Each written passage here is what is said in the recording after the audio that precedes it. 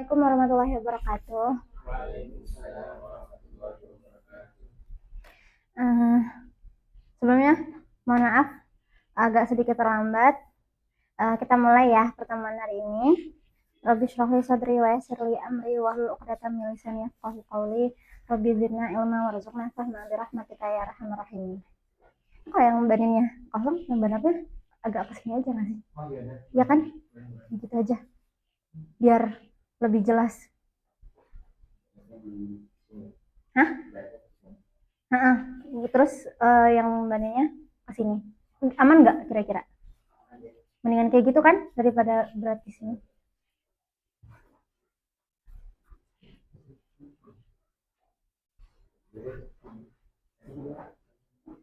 Kalian di sini aja nggak apa-apa kan? Nggak apa?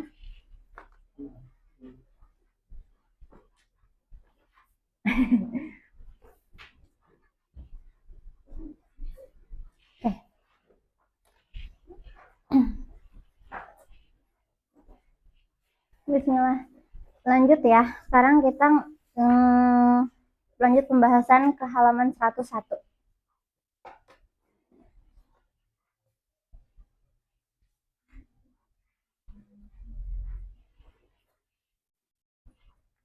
Udah ketemu? Halaman 101. Kita hari ini ngebahas tentang yaum akhir. Insya Allah hari ini bakal nyelesain pembahasan pakai termin 1. Untuk firoknya, Ana bukan Ana yang jelasin. Nanti jadi setelah tauhidnya selesai, kemarin udah konfirmasi juga kan. Kalau tauhidnya selesai, kita lanjut ke tauhid termin 2. Ana nggak jelasin firok. Aman ya? Oke, bismillah. Udah ketemu kan ya? Halaman 101 ngebahas tentang al-yaum al-akhir. Al-yaum al-akhir wal yaumul akhir wa summa hawlul mawqifi hakun fakhaffaf ya rahim wa sa'ifi. Itu pembukaan nazam aja. Kita langsung masuk ke tarikh al-yaumul akhir. Definisi yaum akhir. Al-yaumul akhir ruknun asasun min arkanil iman. Yaum akhir itu merupakan rukun yang mendasar dari rukun iman. Sebagaimana yang kita ketahui, rukun iman ada 6. Salah satunya adalah beriman kepada yaum akhir. Wasababun muhimun listiqomat hayatul insan, dan salah satu sebab muhim dalam istiqomahnya hayat insan. Ini berkaitan dengan yang sudah kita pelajari kemarin kan, kita kemarin belajar hisab ya kan, terus hal yang terjadi nanti di akhirat seperti apa. Tapi semua itu awal mulanya adalah dengan terjadinya yaum akhir. Kita kan kayak ganti fase kehidupan itu ketika yaum akhir ini terjadi. Makanya sekarang kita ngebahas tentang yaum akhir. Wa hinama yastahdirun nas imanahum bil yaumil akhir wa 'arduhum 'ala rabbihim liyuhasibahum 'ala ma fa'alu fa inna dzalika yakunu zajiran 'ani syurur.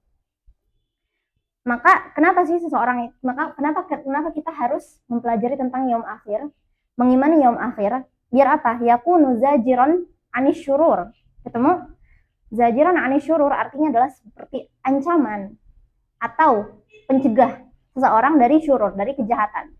Jadi kalau dia tahu bahwasanya kehidupan dunia ini bakalan ada akhirnya, bakalan diakhiri dengan hari kiamat, dia bakalan menghindarkan dirinya atau merasa terancam ketika dia melakukan kejahatan, karena dia tahu dunia ini ada akhirnya. Wahyal hayatul akhirah. Akhir dari dunia ini adalah hayat akhirah. Wadafi'an li fi'lil khairat. Dan dafi' atau pendorong atau motivasi seorang untuk melakukan fi'il yang khairat, fi'il yang baik, perbuatan-perbuatan yang baik. Wa muqawwiyan lil 'alaqat bainahum 'ala ususin sahihah wa matinah. Wal yaumul akhir huwa ma qabala al hayatad dunya. Nah, ini baru benar-benar inti dari ta'rif yaumul akhir, tadi baru tamhid aja, pembukaan aja. Wal yaumul akhir huwa ma qabala al hayat ad-dunya wa hiya al hayatul akhirah. Itu adalah kehidupan yang terakhir, kehidupan akhirat. Wahiyal hayat allati la amala fiha walakin fiha al-hisab wal jazaa'u 'ala ma 'amila al-mukallafu fid dunya. Nah, ini definisi sesungguhnya. Wahiyal al-hayat. Jadi kalau ditanya nanti wal yaumul akhir, ma huwal yaumul akhir? Bisa dijawab dari situ. Maqabal hayatud dunya wahiyal hayatul lati la amala fiha. Dia adalah kehidupan yang la amal fiha, tidak ada amal di sana. Maksudnya tidak ada amal seperti apa?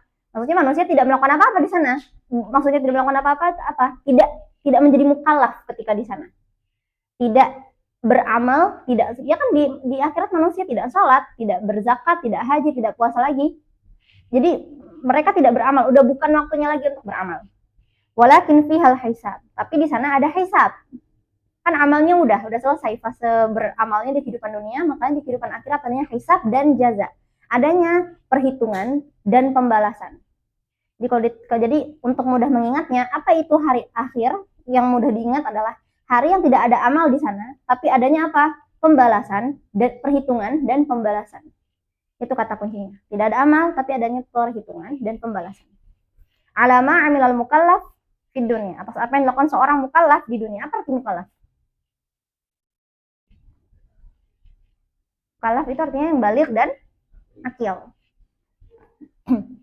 Karena kalau dia tidak mukallaf, dosa, misalkan dia melakukan suatu hal yang tidak baik atau tidak diperbolehkan, dia bisa kena rukhsah karena perbuatannya itu tidak dihitung. Makanya ya ketika misalkan ada kita nih sebagai orang yang baligh dan akil, kita punya akal, sudah baligh juga, kemudian kita melakukan perbuatan yang buruk, misalkan seorang yang baligh dan akil dia mencuri, dia dihitung nanti di akhirat, dihisap atas perbuatannya itu. Tapi kalau orang gila, misalkan dia asal-asalan nyuri atau ngerusakin barang orang atau apa, apakah dia itu? Enggak, karena dia tidak dianggap mukallaf, karena dia tidak akil, tidak berakal. Pernah dengar kan ada hadis Rufi'al qalam an salas, ya kan? Nah itu dalil hadisnya. Kan bagian salah satu cuplikan dari hadisnya adalah wal majnun hatta yu'aqal. Jadi kalau orang gila, dia tidak dihisap atas dosa yang dilakukan sampai nanti dia waras. Kalau dia waras, terus dia kayak gitu, dia misalkan, oh udah gila, terus habis itu dia waras, baru nanti dia dihisap atas perbuatannya ketika dia waras. Bayang ya. Makanya di sini musonif menggunakan katanya al-mukallaf, bukan hanya sekedar al-abd. Gitu. Kalau abd yang seperti apa yang dihisap? Gitu. Bukan berarti orang gila nanti nggak dihisap ya. Orang gila kalau dia sempat sadar, dia bakalan dihisap juga. Hanya saja dia tidak dihisap atas perbuatannya ketika dia gila. Sekarang hukmul iman bil yaumil akhir. Hukum beriman kepada yaum akhir. Wal adillah alaiha. Dan dalil-dalilnya. Hukum beriman kepada yaum akhir jelas wajib. Kenapa? Li'annahu ruknun min arkanil iman as-sittah. Karena adalah rukun-rukun, bagian dari rukun-rukun iman yang ada 6. Fala yuqbalul iman dunahu wa ala dzalika famunkiruhu kafir. Maka karena dia adalah bagian dari rukun-rukun iman, maka orang yang tidak beriman kepadanya akan disebut apa? Kafir. Gitu. Konsekuensinya langsung kafir. Dalilnya mana? Walakin itu laisal birra an tuwallu wujuhakum qiblal masyriq wal maghrib walakinnal birra man amana billahi wal yawmil akhir. Dalilnya itu potong aja, walakinnal birra man amana billahi wal yawmil akhir. Kalau mau diambil bagian yang paling pentingnya dari bagian itu. Walakinnal birra man amana billahi wal yawmil akhir. Oke. Terus kalau yang dari sunnah itu hadis yang semua orang pasti hafal. Al-imanu an tu'mina billahi wa malaikatihi wa kutubihi wa rusulihi wa liqa'ih, ya kan? Hadis yang itu udah ma'ruf, semua orang tahu. Betul. Sekarang kita lanjut ke asmaul yaumil akhir. Kalau kita kan di Indonesia taunya familiarnya sama bahasanya hari kiamat, ya kan? Kalau di sini di buku musonif menyebutkannya keseringan pakai kata-kata yaum akhir. Di sini ada nama-nama lainnya yang terkenal juga. Satu, yaumul qiyamah. Kenapa dinamakan kiamat? Liqiyamin nas fihi lirabbil alamin. Kemudian yaumul ba'as. Nanti kalau kita baca Al-Quran, banyak ya kata-kata ini. Semua itu artinya sama aja. Hari kiamat juga. Tapi memang divariasikan. Kenapa harus divariasikan? Karena memang beda-beda artinya. Dia, salah satu bagusnya atau i'jaznya bahasa Arab dalam Quran adalah, kok hari kiamat yang cuma satu kata, satu makna itu doang harus disebutkan dengan berbagai macam cara, itu untuk menunjukkan bahwasanya apa yang lagi ingin disoroti dari kejadian hari kiamat ini. Misalkan yaumul ba'ats, hari kiamat kan gak cuma ba'ats doang, tapi pada ayat, misalkan di ayat itu lagi ingin memfokuskan atau menitik beratkan tentang pembahasan ba'asnya. Makanya disebutnya hari kiamat itu adalah yaumul ba'as gitu. Dan namanya yaumul ba'as kenapa? Li ba'atsin nas fihi min quburihim. Karena dibangkitkannya manusia pada hari itu dari kubur mereka. Ba'as artinya bangkit, dibangkitkan. Terus ada yaumul hisab. Liwuqu'in nas fihi lil hisab. Liwuqufin nas fihi lil hisab. Kan nanti semua orang akan dikumpulkan di padang mahsyar. Kemudian mereka akan dihisab. Ya kan? Itu dia kenapa dinamanya yaumul hisab. Terus yaumut talaqi liltiqa'il ibad fihi lil hisab wal jaza. Terus ada yaumul azifah liqtirabihi. Karena dekat, udah dekat. Nah, nanti kita akan sedikit ngebahas juga. Kita tuh nggak bisa mengukur hari kiamat itu dengan ukuran manusia. Kan disebut dekat. Kok nggak kiamat-kiamat? Katanya dekat. Dari dulu disebutnya dekat. Ya kan? Tapi ukuran manusia dengan ukurannya Allah itu jauh berbeda. Kemudian hari kiamat itu sebentar atau lama? Nanti ada pembahasannya setelah ini. Di sini disebut yaumul azifah karena dekat. Wa yaumut tanad lima yahdusu fihi minan nida'il mutabadal. Karena ada nida saling memanggil satu sama lain. Wasa'ah li sur'atil hisab fiha. Wa yaumil qari'ah li annaha taqra'ul quluba bi ahwaliha. Disebut sampai dinamai ada surat Al-Qari'ah li annaha taqra'ul quluba bi ahwaliha. Karena qulub atau hati itu taqra' berguncang, seperti berguncang, kaget atau bahasa Indonesia ketar-ketir gitulah. Gitu. Bi ahwaliha. Ahwal, kemarin sempat Ana singgung kan? Ahwal, kenapa disebutnya ahwal, bukan ahwal? Karena kalau ahwal itu berarti di sana ada syadid. Iya, kalau susah diartikannya ketar-ketir gitu. Karena kalau ahwal itu bisa baik bisa buruk, tapi kalau ahwal itu pasti mencekam gitu ya. Oke. Robian, jelas ya ini nama-nama lain dari hari kiamat gitu. Nanti paling kalau ada soal yang variasi paling beratnya paling nanti kalian diberikan pertanyaan gitu. Misalkan sumya yaumul akhiri biyaumil hisab. Limaza gitu. Nanti baru kalian jelasin. Yuqufin nas fihi lil hisab gitu biasanya variasi soalnya. Atau kalian disuruh sebutin dan kenapa dinamakan dengan hal itu. Terus waktu yaumil akhir wa miqdaruhu. Nah, waktu yaum akhir dan miqdarnya. Seberapa lama hari kiamat itu? Kasra su'alun nas an mau'id maji'il yaumil akhir wa qiyamis sa'ah. Banyak soal manusia atau pertanyaan manusia tentang mau'id atau janji datangnya yaum akhir dan qiyamis sa'ah, terjadinya hari kiamat. Li syiddat insyighalihim wa ihtimamihim bihadzal amrul masiri. Karena mereka benar-benar ihtimam dengan amr masiri. Amr masiri ini apa maksudnya? Al-amrul masiri itu maksudnya kayak ending gitu. Kayak kan kita kalau seperti sama ya, kalau kita baca buku, cerita atau nonton film pasti kan kita gregetan sama endingnya, ya kan? Makanya manusia ketika menerima dakwah Rasul dan disitu disebutkan bahwasannya, oh ternyata kehidupan ini tuh ada akhirnya, ternyata ada ujungnya. Bisa kebayangkan manusia kalau misalkan dunia ini nggak ada ujungnya akan seserakah apa? Makanya ketika syariat Islam datang terus bilang, oh ternyata dunia yang kayak gini tuh ada akhirnya loh, hancur loh nanti. Orang kan pasti, waduh hancurnya masih lama nggak ya? Kalau masih lama bisa gini-gini dulu misalkan, atau tenang aja dulu. Atau kalau disebutnya udah dekat, berarti harus hati-hati nih, harus bersiap, beramal soleh dan sebagainya. Makanya mereka ihtimam dengan hal tersebut, sehingga muncullah pertanyaan. Karena mereka ihtimam, ya kan? Kalau mereka nggak ambil pusing, nggak akan nanya-nanya, gitu. Ihtimam dengan amr masri ini, kullama sa'ala sa'ilun an waqti qiyamis sa'ah, pasti kan yang ditanyakan pertama adalah waktunya. Kapan? Ja'al jawabu minallahi bi anna zalikal amr ista'sarallahu bi 'ilmihi. Itu boleh ditandain. Zalikal amr ista'sarallahu bi 'ilmihi. Itu adalah hal yang ista'sarallahu bi 'ilmihi. Itu rahasia yang hanya ada di dalam kendali ilmunya Allah. Jadi kita sebagai makhluknya tidak diberikan celah untuk tahu gitu. Maksudnya celah itu maksudnya untuk menentukan secara tepat gitu ya.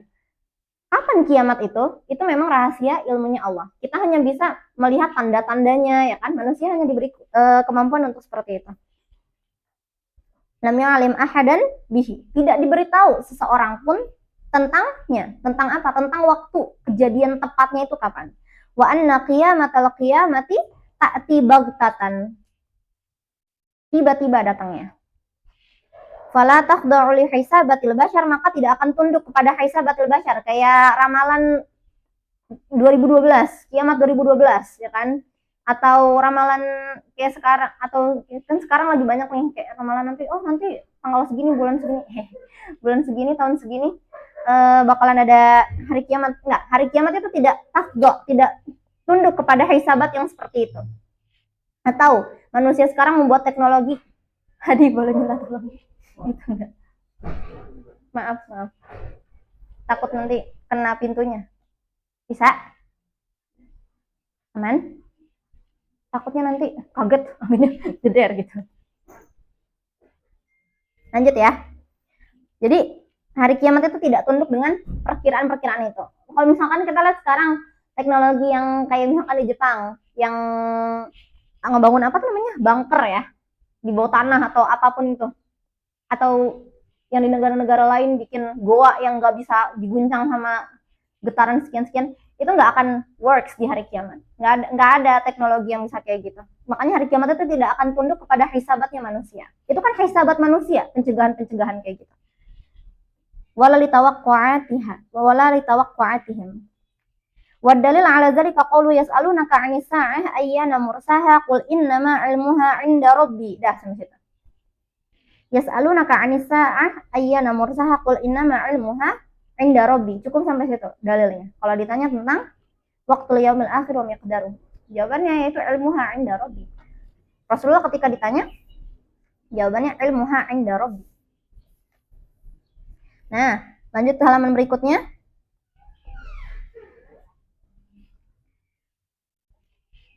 Waqila fi miqdarihi innahu ka'alfi sanatin mimma ta'uddun. Katanya miqdarnya hari kiamat itu katanya seperti 1000 tahun. Nah, masalahnya 1000 tahun ketika disebutkan di Al-Quran, 1000 tahun hitungan siapa? Apakah hitungan manusia? Apakah hitungan seperti apa? Kan kita nggak bisa kebayang hal seperti itu. Waqila miqdaruhu khamsuna alaf. Nah, kila lagi 50.000. Jadi yang benar yang mana? 1000 atau 50.000 gitu. Wala tanafi bainal khabraini, dan tidak ada tanafi di antara dua khabar tersebut. Kan yang satu nyebut 1000, yang satu nyebut 50.000. Kan kita sepakat bahwasanya kaidah Quran adalah tidak ada ta'arud di dalamnya. Belajar kan di tafsir ada kan pembahasan tentang ada ta'arud bainal ayat fil Quran. Tidak akan ta'arud antara ayat-ayat dengan Quran. Nah, di sini dijelaskan bahwasanya tidak ada tanafi. Tanafi ini seperti ta'arud bainal khabrain.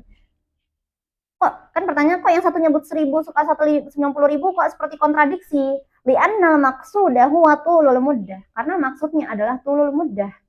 Jadi pernah dengar kan ungkapan al-adat la mafhum lahu? Pernah dengar al-adat la mafhum lahu? Nah, al-adat la mafhum lahu ini seperti ini. Di situ disebutkan kan wal adat la mafhum lahu.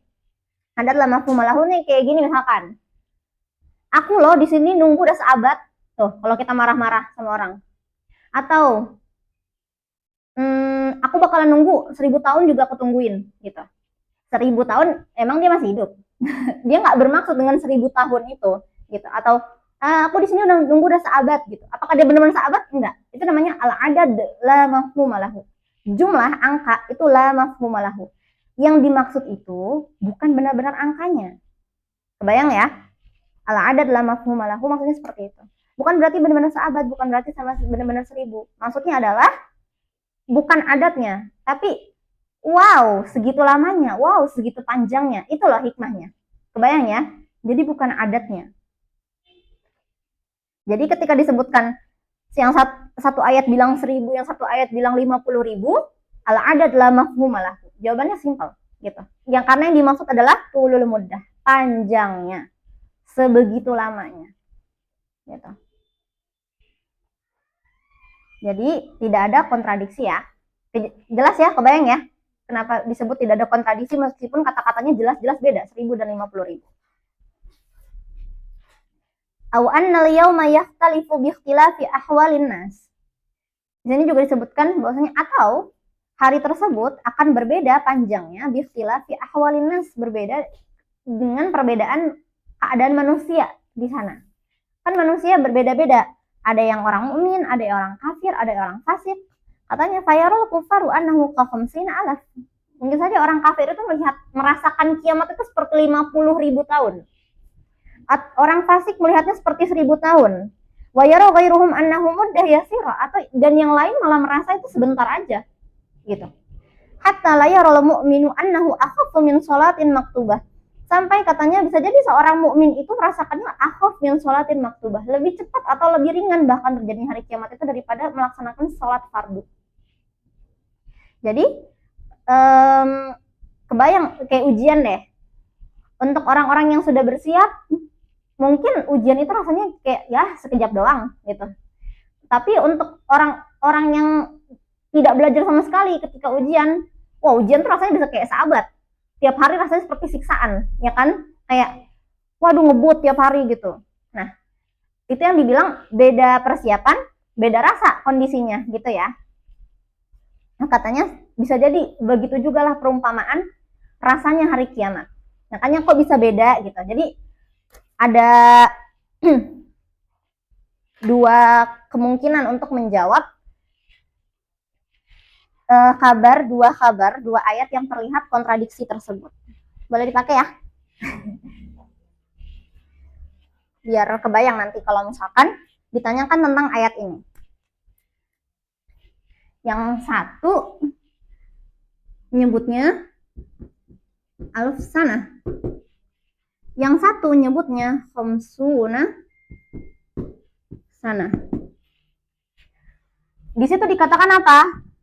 La tanafi bainal khobrain. Oke. Nanti kalau misalkan disuruh teman-teman suruh menjelaskan kenapa bisa disebutnya la tanafi bainal khobrain, jawabannya ada dua versi. Kayak yang tadi udah kita bahas ya. Yang satu gimana? Pertama kita harus jelasin bahwasanya apa? Al-adat la mafhum al-adat la mafhum malah.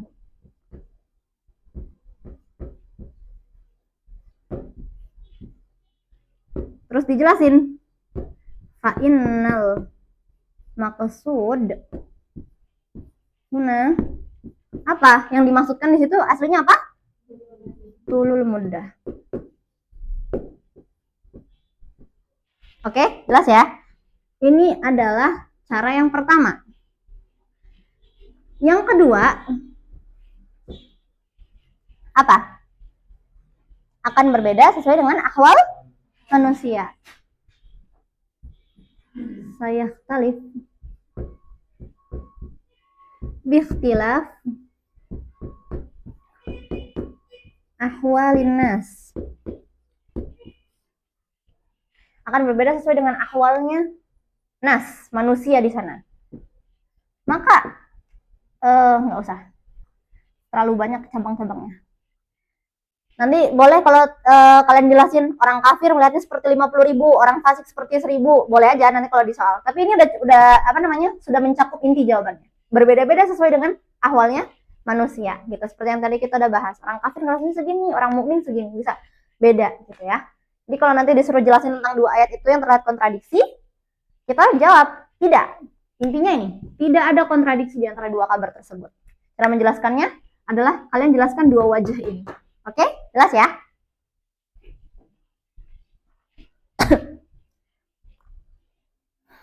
Sekarang lanjut ke haulul mauqif. Haulul mauqif. Pakai hak yang besar. Al-muradu bihaulil mauqifi huwa ma yanalun nasu fihi minasyada'id litulil wuquf. Haulul mauqif adalah apa yang dirasakan manusia di sana ketika berupa apa? Syada'id. Syadid, sesuatu yang syadid, berat. Berat, nggak enak, merepotkan, sedih lah pokoknya. Litulil wuquf, karena lama berdirinya. Ya bayangin aja, padang mahsyar itu kan panas. Nah, nanti dijelasin nih. Fa fi hadzal yaum yashtaddul haulu 'alan nas. Keadaan itu jadi susah banget buat manusia pada hari itu. Fasyamsu, maka matahari itu takunu fawqa ru'usil khalaiq. Maka matahari itu ada di atas kepala para makhluk. Bayangkan kalau matahari ada di atas kepala, sepanas apa? Dan itu lama disuruh dirinya di sana. Kayak semua orang kan masih cepetan, ini kita mau diapain gitu, diri di sini gitu. Cepetan dihisap gitu. Sementara waktu itu nggak dihisap-hisap. Nanti makanya nanti Rasulullah punya syafaat gitu. Pernah dengar kan ceritanya apa namanya penjelasan bahwasanya di hari kiamat nanti ketika manusia sedang berdiri di padang mahsyar, matahari itu panas, semua orang keringetan karena saking panasnya, semua orang nunggu, ya Allah ini kami mau diadili kan, cepat diadilinya gitu. Sementara hisab tuh nggak kunjung dimulai. Sementara manusia udah pengen mati gitu berdiri di situ, rasa siksaannya. Masalahnya di akhirat kan nggak mati, disiksa aja gitu, tapi nggak mati-mati. Sehingga datang syafaat Rasulullah untuk memulai hisab. Nanti kita akan bahas itu. Nah, jadi kebayang ya, haulul mauqif itu apa? Haulul mauqif adalah ma yanalun nas fihi minasyada'id litulil wuquf. Nah, wa yakunun nasu fil araqi bihasab a'malihim. Katanya, araq itu kan keringat. Ya kan? Araq itu artinya keringat. Jadi saking panasnya orang matahari ditaruh di atas kepala, saking panasnya manusia itu tenggelam katanya di dalam keringatnya dia sendiri. Sampai menggenang keringatnya. Tergantung amalnya dia. Menggenangnya sampai sejauh apa? Nggak kebayang sebenarnya. Keringat bisa sampai menggenang sepanas apa gitu. Wallahu a'lam bishawab ya. Ini yang kita pahami sejauh ini dari penjelasannya. Faminhum man yakunu ila ka'bai. Ada yang keringatnya itu menggenang cuma sampai mata kaki. Udah kayak banjir. Air keringat itu sudah seperti banjir, saking panasnya. Kalau di dunia udah meninggal pasti orang kayak gitu kan. Tapi di akhirat karena memang nggak ada kematian lagi setelah kematian ya itu siksaan. Ada yang menggenangnya sampai mata kaki. Wa minhum man yakunu ila rukbatai. Ada yang sampai lutut. Wa minhum man yakunu ila haqwai. Ada yang sampai pinggang. Wa minhum man yuljimuhul araq iljaman. Ada yang keringatnya itu menggenang sampai mulut. Ai bihais yusbihu kal lijam yughatihi. Lijam itu kayak tahu tali kekang kuda, tali buat ngekang kuda biar nggak bertingkah kudanya. Katanya manusia itu ada yang keringatnya saking syadidnya siksaan untuk dia di mauqif tersebut adalah keringatnya itu sampai setingkat dengan sejajar dengan mulutnya, sampai mulutnya itu tahan seperti dilijam, ketutupan sama lijam seperti di tali kekang kuda. Ya nggak bisa ngapa-ngapain lagi kalau udah sampai mulut ya kan. Napas susah, ini susah gitu. Dijelaskan, digambarkannya haulul mauqif itu sampai seperti itu. Apakah nanti kejadiannya persis seperti ini atau ini perlu ditakwil lagi atau enggak? Wallahu a'lam bishawab. Yang kita pahami sejauh ini seperti ini. Lagi-lagi ya, kita kalau belajar sama ayat, Allahu a'lam bishawab, karena Allah yang maha tahu nanti keadaannya akan seperti apa. Ini kan yang kita pahami dari gambaran yang dijelaskan aja dari nas-nas yang ada gitu. Wa min syiddati ahwali yaumil qiyamah wa khaufin nas fihi annahu la yahtamu ahad bi ahad. Enggak akan ngurusin, kalau di dunia kan manusia ngurusin satu sama lain ya kan. Misalkan suruh berdiri gitu, dijemur. Lihatlah sampingnya. Wih, dia keringatnya setinggi apa tuh gitu. Ngurusin kan sebelah setinggi apa, belakang, depan, kiri. Nanti yang di sana setinggi apa? Enggak, manusia enggak sempat kayak gitu nanti. Manusia itu tidak akan menyempatkan diri untuk ihtimam dengan orang lain. Haitsu inna kulla insanin masyghul bi nafsihi. Dia sibuk sama dirinya sendiri. Ya bayangin aja kalau misalkan manusia udah ada yang sampai segini, dia masih mungkin enggak kayak kanan kirinya udah sampai mana nih gitu. Bal innan nasa yafirruna min ahabin nasi ilaihim. Bahkan mereka yafirruna min artinya kayak menjauh atau kabur, bukan kabur ya. Apa ya bahasanya? Menjauh, terpisah dari orang-orang yang paling mereka sayang. Jadi jangankan orang lain yang mereka nggak ada urusan, bahkan Kalau di surat Al-Qari'ah, kalau kita baca tafsirnya kan begitu kan, manusia udah kayak apa namanya, laron-laron yang berterbangan ketika hari kiamat. Nah nanti begitu juga ketika di mauqif hisab, mereka nggak, ya udah nggak ngurusin itu sama lain lagi. Bapak kayak nggak kenal anaknya, anak nggak kayak nggak kenal ibunya, gini-gini. Semua sibuk sama urusannya masing-masing. Saking syiddahnya, saking syadidnya, lisyaddat hazal mauqif. Wa yadullu ala dzalika qaulu ta'ala fa idza ja'atis sakhah yauma yafirrul mar'u min akhihi. Yauma yafirrul mar'u min akhihi wa ummihi wa abihi wa sahibatihi wa bani. Itu kan orang-orang tersayangnya dia. Tapi dia yafirru minhum. Tapi dia pergi dari mereka. Jadi sedih seperti saling meninggalkan, padahal di dunia ikatannya seerat itu. Tapi karena saking syadidnya, mereka seperti lari dari satu sama lain. Itu jelas ya, Bapak yang haulul mauqif tadi seperti itu. Kemudian alamat yaumil qiyamah, tanda-tanda yaumil qiyamah. Tanda-tanda yaumil qiyamah itu apa? Hiyal af'al wal ahdas allati tasbiqu qiyamas sa'ah. Dia adalah af'al wal ahdas, perbuatan atau kejadian-kejadian allati tasbiqu qiyamas sa'ah, yang mendahului qiyam as-sa'ah. Jadi kejadian-kejadian yang mendahului terjadinya hari kiamat, atau kayak pembukaan-pembukaan yang terjadi sebelum terjadinya hari kiamat, itu disebut alamatul qiyamah wa tunabbihu ila iqtirabiha, dan menunjukkan dekatnya gitu. Wa hiya majmu'atun minaz zawahir wal ahdas. Pokoknya kejadian-kejadian yang fungsinya adalah untuk menunjukkan dekatnya hari kiamat. Itulah yang disebut dengan alamat yaumil qiyamah. Wa dalil 'alaiha minal Qur'ani qauluhu ta'ala fa hal yanzuruna illa sa'ata an ta'tiyahum baghtah faqad jaa'a asyratuha. Itu dia, faqad jaa'a asyratuha. Maksudnya apa? Ay amarat iqtirabiha, tanda-tanda kedekatannya. Anwa alamatis sa'ah, sekarang jenis-jenis tanda-tandanya. Qasamal ulama alamatis sa'ah ila nawain, alamatin sughra wa alamatin kubra. Ada tanda-tanda yang sughra, ada tanda-tanda yang kubra, sebagaimana yang udah sering kita dengar kan? Ini alamat sughra, ini alamat kubra gitu. Nah, apa bedanya? Satu, di halaman berikutnya, halaman 106. Anna sughra taqa'u qabla qiyamis sa'ati bi azmanin mutatawilah. Tanda-tanda yang sughra itu datang sebelum hari kiamat, ditandain bi azmanin mutatawilah, dari waktu-waktu yang lama jauh gitu terjadinya. Kayak kiamatnya kapan, tanda-tanda sughronya kapan gitu.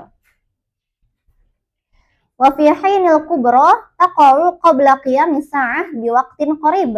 Sedangkan tanda-tanda yang kubro itu datangnya biwaktin qarib, dekat.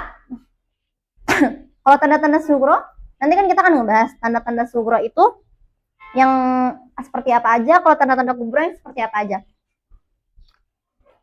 Kalau tanda-tanda yang sugro, kayak pernah denger kan tanda-tanda sugro itu sering terjadinya bencana. Kayak sekarang sering terjadi bencana, udah terjadi belum? Iya, udah banyak terjadi. Dan itu katanya masih azmanin mutatawila, masih jauh dari hari kiamat. Tapi jauh itu kita nggak tahu, jauhnya dalam tanda kutip. Halaman 106. Wa fi hinil kubra, sedangkan yang kubra itu terjadi sebelum qiyamis sa'ah di waqtin qarib, datangnya di waktu yang dekat dengan hari kiamat. Contohnya kalau kita sering dengar munculnya Dajjal ya kan, terus matahari terbenam dari maghrib, dari barat. Jadi satu aspek yang menjadi letak perbedaannya adalah jarak terjadinya hal tersebut dengan hari kiamat. Yang kedua, as-sughra taqa'u fi awqatin mutaba'idah fi hinil kubra taqa'u mutatabi'ah. Nah, tanda-tanda yang sughra itu terjadi fi awqatin mutaba'idah. Maksudnya tanda sugro yang satu dengan tanda sugro yang satunya lagi itu bisa jauh banget jaraknya. Kayak, kejadian yang ini terjadinya tahun segini, kejadian yang itu terjadinya tahun segitu, bisa jauh gitu tanda-tandanya. Sedangkan yang kubro itu datangnya mutatabi'ah, berturut-turut. Kan tanda-tanda kiamat kubro itu kan ada 10. Nah, 10 tanda itu datangnya berdekatan satu sama lain. Gitu. Jadi,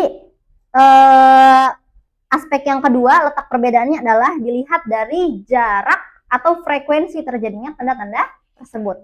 Oke? Yang ketiga, as-sughra laisa khariqatan lil 'adah. Tanda-tanda yang sughra itu apa? Laisat khariqatan lil 'adah.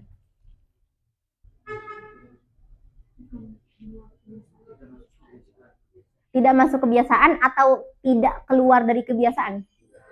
Tidak keluar dari kebiasaan. Khariqah artinya apa? Keluar dari kebiasaan kan? Khariqah lil 'adarnya keluar dari kebiasaan. Kalau laisat khariqah lil 'adah berarti tidak keluar dari kebiasaan. Berarti dia seperti kebiasaan aja. Kayak bencana gitu kan? Kayak sering terjadi bencana alam. Bencana alam khariqah lil 'adah? Enggak. Bencana alam itu sesuatu yang ya seperti ada gitu. Fil ghalib. Sedangkan kubro itu khariqah lil 'adah. Sedangkan yang kubro baru yang khariqah lil 'adah. Makanya tanda-tanda yang kubro contohnya seperti matahari terbit dari barat, ya kan? Matahari terbit dari barat keluar dari kebiasaan. Matahari harusnya terbitnya di timur, ini jadi terbitnya di barat, gitu. Terus munculnya Dajjal. Kok bisa ada manusia yang bisa menghidupkan orang mati? Khariqah lil 'adah nggak? Khariqah lil 'adah, gitu. Makanya tanda-tanda apa namanya yang kubro itu ciri khasnya adalah mereka di luar kebiasaan. Jadi jelas ya, aspek yang ketiga dilihat dari khariqah atau tidaknya lil 'adah. Biasanya aku kalau ngafalin poin-poin kayak gini, kalau misalkan aku tidak terlalu hafal gitu textbooknya kayak gimana, kalian cara mudah nandainya adalah aspeknya tuh lagi ngebahas tentang apa gitu. Oh dari frekuensinya gini misalkan, aduh aku nggak inget kata-katanya tapi aku inget yang satu itu ngebahas frekuensinya, yang satu lagi ngebahas jauh apa enggaknya dari hari kiamat, yang satu lagi ngebahas khariqah atau enggak lil 'adah. Itu insya Allah bisa ngebantu nanti ketika ujian. Jadi nggak harus textbook banget, nggak. Musabaqah kan susah ya, banyak banget yang harus dihafal. Jadi kalau bisa ada cara-cara yang kalian pakai untuk memperingan ingatan, pakai aja. Gitu. Nggak harus textbook banget. Insya Allah ustadz dan ustazah yang mengoreksi itu mengapresiasi ketika kita bisa ngasih jawaban yang ala qadri istita'atina sesuai dengan istita'ah kita gitu. Yang keempat, as-sughra minha ma waqa'a wa minha ma lam yaqa'. Kalau tanda-tanda yang sughra itu ada yang sudah terjadi, ada juga yang belum terjadi. Sedangkan kubro lam yaqa' minha syai'un ilal an. Sedangkan tanda-tanda yang kubro belum terjadi sampai sekarang. Sampai sekarang belum ada tanda-tanda yang kubro. Jadi kalau ada orang ngaku-ngaku udah ngelihat Dajjal atau Dajjal sudah keluar belum? Sabar. Jadi tanda-tanda sughra udah ada yang terjadi, ada yang belum. Kalau tanda kubro belum ada yang terjadi. Jadi aspek yang keempat ngebahas tentang sudah atau belumnya kejadian tanda-tandanya. Yang kelima, as-sughra ghairu mahdudah. Tanda-tanda kiamat sughra itu tidak terbatas. Banyak banget tanda-tandanya, kejadian-kejadiannya. Kayak sering tsunami itu kan tanda-tanda, gitu. Atau banyak, misalkan kayak laki-laki menyerupai perempuan, LGBT dan sebagainya, itu kan tanda-tanda hari akhir, gitu. Kok ada manusia dengan pola pikir yang rusak dan sebagainya, gitu. Wa fi hainal kubra qalilah. Sedangkan tadi kan sughra itu ghairu mahdudah dan kasiroh, banyak kan tanda-tandanya. Sedangkan kalau yang kubro itu qalilah, sedikit. Wa mahdudah dan terbatas. Bi'ashra alamat, dengan 10 alamat doang. Karena itu kan jadi pegangan ya. Kalau sughra kan kita kayak nggak bisa saking banyak kita nggak bisa ngira-ngira gitu. Alamat yang kubro itu universal kalau kita lihat ya kan, kayak Dajjal, terus matahari terbenam dari maghrib, dari barat gitu. Itu kan hal-hal yang satu dunia itu bisa menyaksikannya gitu. Sedangkan kalau yang sughra mungkin tsunami terjadi di bagian bumi yang sini, di bagian bumi yang sana dengan waktu yang berbeda-beda gitu. Sedangkan kalau tanda-tanda yang kubro itu terbatas dan itu universal, semua orang bisa melihat. Yang keenam, as-sughra laisa minha ma yughliqu babat taubah. Jadi tadi kita udah ngebahas 5 aspek, sekarang aspek yang keenam, sughra. Kalau tanda yang sughra itu tidak menutup pintu taubat. Laisa minha ma yughliqu babat taubah. Yughliqu babat taubatnya menutup pintu taubat, fi hainil kubro, sedangkan yang kubro, minha ma yughliqu babat taubah mislu tulu'i syamsi min maghribiha. Pernah dengar? Kalau matahari sudah terbit dari barat, artinya pintu taubat sudah tertutup. Atau yang familiar lagi, kalau ruh sudah sudah di tenggorokan, udah gorgoroh, ya kan? Kalau sudah gorgoroh, udah. Tapi itu ikhtilaf. Asy'ariyah sama Maturidiyah ada ikhtilaf. Nanti kita ngebahas di akhir-akhir. Jadi aspek yang kanan menjelaskan tentang ada atau tidaknya bagian dari mereka yang menutup pintu taubat. Kalau sugro tidak ada. Emang kalau tsunami pintu taubat tertutup? Enggak, kecuali kebetulan jadi korban di sana terus meninggal. Ya itu sudah selesai. Tapi kalau selama masih hidup, tsunami tidak menjadi atau bencana alam tidak menjadi, oh udah pintu taubat sudah tertutup gitu. Enggak. Sedangkan kalau kubro ada yang menutup pintu taubat, yaitu kalau matahari sudah terbenam di barat, gitu ya. Jelas ya 6 aspek ini. Perbedaan antara alamat yang sugro dengan yang kubro. Sebenarnya kalau disuruh menyebutkan farq atau perbedaan, aku punya teknik biasanya aku ngafal itu namanya perbedaan. Sama seperti kita melakukan penelitian. Kalau kita baca-baca penelitian atau artikel-artikel ilmiah yang ingin mengungkap suatu hal yang sering dianggap manusia mirip, ternyata mereka berbeda, apa yang mereka bahas? Biasanya mereka membahas perbedaan dari 2 aspek, kualitas sama kuantitas. Jadi, biasanya aku ngantongin yang kuantitas. Biasanya kalau kita mau menjelaskan sesuatu yang berbeda, pasti biasanya ada aja aspek kuantitas yang berbeda. Kayak tadi, aspek kuantitas tuh di poin yang nomor 5. Ya kan? Yang satu dikit, yang satu banyak. Terus, yang satu frekuensinya mutabaidah, yang satu mutatabi'ah, gitu kan. Hal kayak gitu tuh biasanya mudah diingat sama otak kita. Buat polanya. Jadi jangan 6 poin ini udah sebanyak ini, ada 6 poin, ada dua objek yang ingin dibandingkan. Kita harus membuat sesuatu yang lebih umum daripada itu. Karena memori manusia itu ketika dia menangkap data dengan variasi yang terlalu random, acak, susah. Makanya kalau kita ngelihat orang lomba-lomba yang ingatan, tahu nggak yang kayak dikasih angka panjang, terus ada yang bisa ingat sampai berbaris-baris itu. Mereka tuh ngingetnya nggak dengan pola-pola yang acak. Kalau di kita kan acak ya, tapi bagi mereka itu suatu hal yang berpola semuanya. Nah, itu bisa teman-teman terapin di ujian gitu, kayak, oh ternyata ini polanya begini, polanya begitu. Bayang ya. Sekarang kita mau ngebahas satu-satu. Yang sugro dulu, minal alamat as-sugro. Ba'asatun nabi wa daliluhu qawluhu bu'istu was-sa'ah kahataini asyara ilal wusta wallati taliyal ibham wa minha insyiqaqul qamar. Salah satu tandanya adalah insyiqaq qamar, itu tanda yang sugro. Yaqtarabatis sa'ah wa insyaqqal qamar. Itu kan sudah terjadi sejak zaman Nabi, ya kan? Jauh banget masih jauh dari hari kiamat. Wa minha kasratul uquq fil aulad wa antarul hufatal urah yatatawaluna fil bunyan wa qawli antalidal amah rabbataha wa minha raf'ul ilm wa intisyarul jahl wa syurbul khamr wa zuhuriz zina. Nah, ini yang paling umum kan kalau di kita. Yang paling sering terjadi raf'ul ilm. Tanda-tanda mau kehancuran dunia ini adalah ketika ilmu itu diangkat. Salah satu tandanya adalah dengan wafatnya para ulama, ya kan? Itu tanda-tanda hari akhir gitu, dengan diangkatnya ilmu.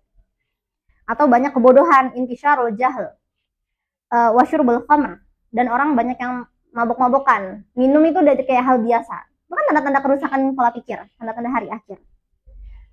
Wazuhur zina, dan munculnya perzinahan. Wa minal alamat al-kubro. Nah, tadi kan alamat yang sugro, ya kan? Banyak banget tanda-tandanya. Ini belum semuanya mungkin disebutkan. Karena tadi disebutkan banyak dan ghair mahdudah, ya kan? Sekarang alamat yang kubro, maqalahu la taqumus sa'atu hatta tarau 10 ayatin. Tidak akan terjadi kiamat sampai kalian melihat 10 tanda. 1. Tulu asyams min maghribiha. Boleh dinomorin. 1. Terbitnya matahari dari barat. Wa Ya'juj wa Ma'juj, dan Ya'juj Ma'juj. Wa dabbah, dan munculnya dabbah. Wa salasat khusuf, khasfun bil masyriq wa khasfun bil maghrib wa khasfun bi jaziratil arab. Terus wa narun takhruju min qa'ri adan tasuqun nas atau tahsyurun nas. Itu kita sempat bahas juga di pertemuan yang sebelumnya kan. Fatabitu ma'ahum haitsu batu wa taqilu ma'ahum haitsu qalu. Nanti kalau ditanya alamat kubro, teman-teman datangin hadis yang ini sudah cukup. Sudah cukup ngedatengin hadis yang ini. Kalau habis itu mau diisrah lagi juga nggak apa-apa. Tapi insya Allah kalau kalian datangkan dalilnya sudah cukup.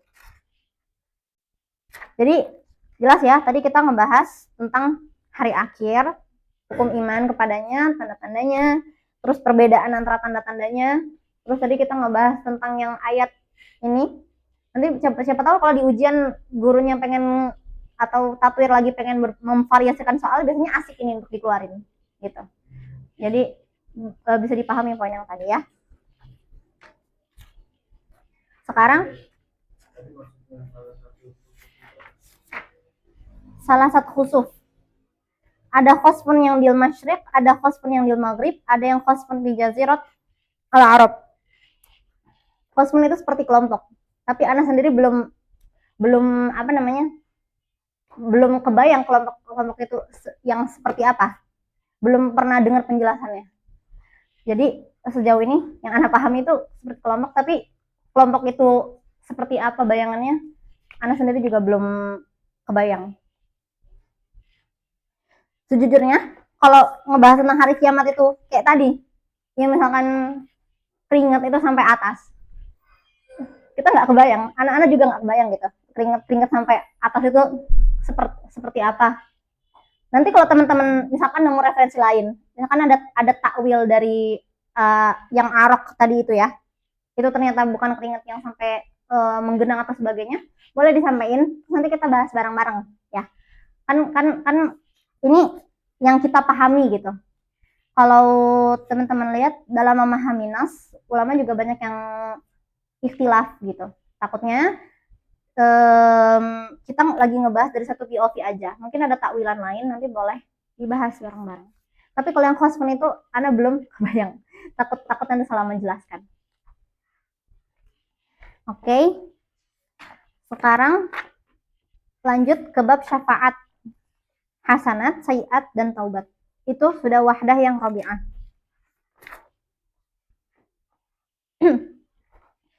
Bismillah, qala Nazim rahimahullah, wa wajibun syafa'atul musyaffa'i Muhammadin muqaddaman la tamna'in wa ghairuhu min murtadal akhyar yashfa' kama qad ja'a fil akhbari iz ja'izun ghufranu ghairul kufri fala nukaffar mu'minan bil wazri. Wajib syafaatnya musyaffa' Muhammadin muqaddaman la tamna'in. Jadi kan ada syafi', ada musyaffa'. Nanti teman-teman belajar. Ada syafi', ada musyaffa'. Yang punya identitas syafi' sekaligus musyaffa' itu Rasulullah Shallallahu alaihi wasallam. Nah, wa ghairuhu min murtadal akhyar, dan apa namanya? Dan yang lain min murtadal akhyar, orang-orang akhyar, orang-orang terpilih, orang-orang baik yang terpilih yang diridhoi. Yashfa' kama qad ja'a fil akhbar, juga memberikan syafaat sebagaimana yang akan dikabarkan di akhbar. Akhbar itu maksudnya di hadis.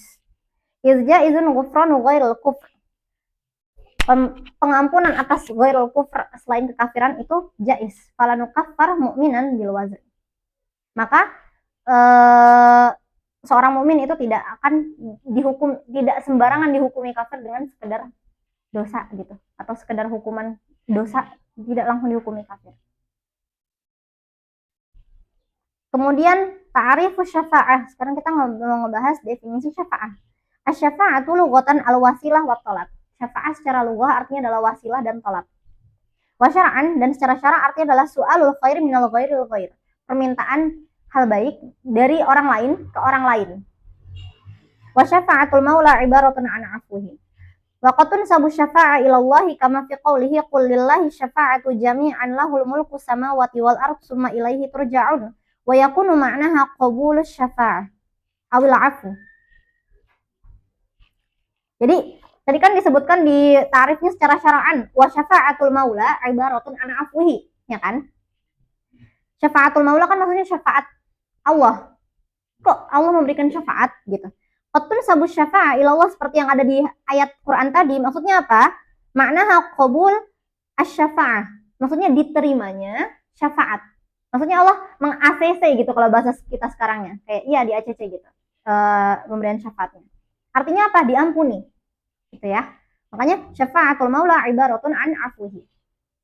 Walahu subhanahu wa ta'ala ayyafu amman ya'tarafa lahu bil wahdaniyah wa li sayyidina Muhammad bir risalah wa lam ya'mal khairan qat. Dan bagi Allah Subhanahu wa taala untuk mengampuni orang-orang yang sudah i'tiraf dengan wahdaniyah, maksudnya sudah bersyahadat la ilaha illallah. Wa li sayyidina Muhammad bir risalah dan mengakui kerisalahan Nabi Muhammad wa lam ya'mal khairan qat, tapi dia tidak beramal baik sama sekali. Makanya kalau teman-teman ingat pembahasan dua sanawi, Asy'ariyah sama Maturidiyah dan Mu'tazilah itu punya POV-nya masing-masing tentang apakah kalau orang berbuat baik dia harus diberikan pahala atau dia akan mencapai wa'ad yang sudah Allah janjikan? Apakah orang yang berbuat buruk itu akan langsung pasti 100% dia akan mencapai wa'idnya, ancaman yang itu kan? Kan kita membahas bahwasanya pendapat yang dirojihkan adalah Allah itu tidak wajib untuk memberikan wa'id. Kalau wa'idnya diselisihi, itu tidak apa-apa. Kan itu menunjukkan pintu pengampunan Allah Subhanahu wa taala gitu. Selama itu bukan kekafiran. Jadi, nanti kalau misalkan ada pertanyaan bahwasanya bagaimana orang-orang yang tidak pernah melakukan amal baik di dunia, tapi kok Allah memberikan syafaat ke dia? Gimana jawabannya? Karena di hatinya masih ada tauhid, gitu. Dia masih mengakui ketauhidan Allah, masih mengakui kerisalahannya Nabi Muhammad. Maka meskipun dia tidak melakukan kebaikan, di sini disebutkan tidak sama sekali melakukan kebaikan, apakah Allah berhak untuk meng-ACC adanya syafaat bagi dia? Iya, gitu. Allahu ya'fu amman yasha'u min ibadih. Maka Allah mengampuni siapa saja yang dikehendaki dari hambanya. Makanya ini sebenarnya nyambung sama pembahasan yang wa'id dan wa'at yang pernah teman-teman bahas di kelas 2 sanawi gitu. Yang enggak wajib bukan berarti gimana-gimana kalau misalkan wa'idnya itu tidak Allah memberikan wa'id apa kemudian tidak semisal gitu. Karena itu adalah bukti bahwasanya Allah Maha Pengampun. Kecuali kalau sudah syirik gitu. Innallaha la yaghfiru ayyushraka bihi wa yaghfiru ma duna dzalik liman yasha. Itu ya dalilnya. Jadi, selama seseorang masih ada tauhid di dalam hatinya dan masih mengakui kerisalahan Nabi Muhammad, maka dia masih punya pintu taubat, masih bisa diterima kalau permintaan syafaat atas dia. Tapi kalau dia sudah syirik, tidak. Gitu ya. Kalau soal perbuatan baik atau buruk, itu urusannya Allah gitu. Dan itu kuasanya Allah di sana ingin memutuskannya seperti apa. Sanian al-adillah ala syafa'ah, dalil dari syafaat. Man zalladzi yashfa'u 'indahu illa bi'idznih. Nanti kalau kita lanjut ke pembahasan yang berikutnya, ada pembahasan kok ayat-ayat syafa'ah ini seperti ada ta'arud. Seperti ya, terkesan seperti ada ta'arud. Seperti kontradiksi. Tapi nanti kita akan bahas. Betul tidak ada kontradiksi. Al-farqu baina syafi' wal musyaffa'. Perbedaan antara syafi' dengan musyaffa'. Syafi' itu yang meminta. Misalkan dia artinya kan talibul khairi minal ghairil ghair. Kayak dia ini adalah orang yang minta ya Allah berikanlah syafaat untuk dia gitu. Misalkan kita pernah berbuat baik ke orang. Terus abis itu orang ini memintakan syafaat gitu. Agar kita diberi syafaat. Kebayangkan, dia adalah peminta yang mengajukan. Sedangkan musyaffa' adalah maqbulus syafa'ah yang syafaatnya diterima.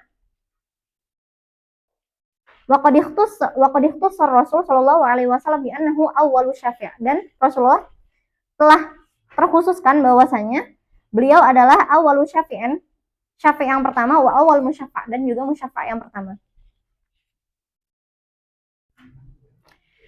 Kemudian syafaat an-nabi, syafaatnya Nabi Shallallahu alaihi wasallam, asy-syafa'al ula asy-syafa'atul uzma wa hiya syafa'atuhu Ini yang tadi kita sempat singgung di haulul mauqif. Ada hubungannya dengan yang tadi. Asy-syafa'atul ula, asy-syafa'atul uzma, wa hiya syafa'atuhu sallallahu alaihi wasallam li ahli al-mauqif fi insirafihim minal mahsyar lil qada'i wal hisab.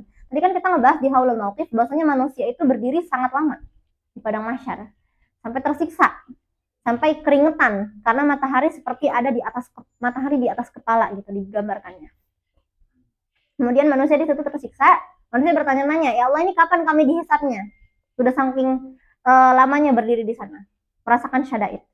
Kemudian Rasulullah di situ memberikan syafaat agar hisab itu segera dimulai. Inilah yang disebut syafaatul uzmanya Rasulullah Shallallahu Alaihi Wasallam. Asa ayyaba'asaka rabbuka maqaman mahmuda. Oke, itu syafaat yang pertama. Ada berapa syafaat? Ada 5. Ini perlu dihafal. Syafaat yang pertama yang tadi. Syafaat yang kedua, syafaatu fi idkhali qaumil jannah bi ghairi hisab. Syafaatnya Nabi memasukkan suatu kaum ke dalam jannah tanpa hisab, ke dalam surga tanpa hisab. Syafaat as-salisa syafaatu sallallahu alaihi wasallam fi adam dukhulin nar fi haqqi qaumin istahaqqu dukhulaha. Nah, syafaatnya Nabi sallallahu alaihi wasallam dalam tidak memasukkan kaum-kaum yang sebenarnya harusnya masuk neraka. Ya kan? Misalkan kaum-kaum yang sudah dijanjikan, sudah kena wa'id gitu, akan masuk neraka, tapi kebetulan dapat syafaat dari Rasul. Apakah dia masuk neraka? Enggak, dia bisa tertolong dengan syafaatnya Nabi sallallahu alaihi wasallam. Kemudian yang keempat, asy-syafa'ah ar-rabi'ah, syafa'atuhu sallallahu alaihi wasallam fi ikhrajil muwahhidina minan nar. Mengeluarkan muwahhidin minan nar, orang-orang yang di dalam hatinya masih ada tauhid dari neraka. Asy-syafa'ah al-khamisah syafa'atuhu fi ziyadatid darajat fil jannah, menambah derajat di surga. Kemudian itu ada 5 ya tadi syafaatnya. Sekarang asy-syafa'atu fi haqqi murtakibil kabirah allazi mata duna taubah. Syafaat orang-orang yang murtakibil kabirah. Apa murtakibil kabirah? Pendosa besar. Orang-orang yang melakukan dosa besar allazi mata duna taubatin.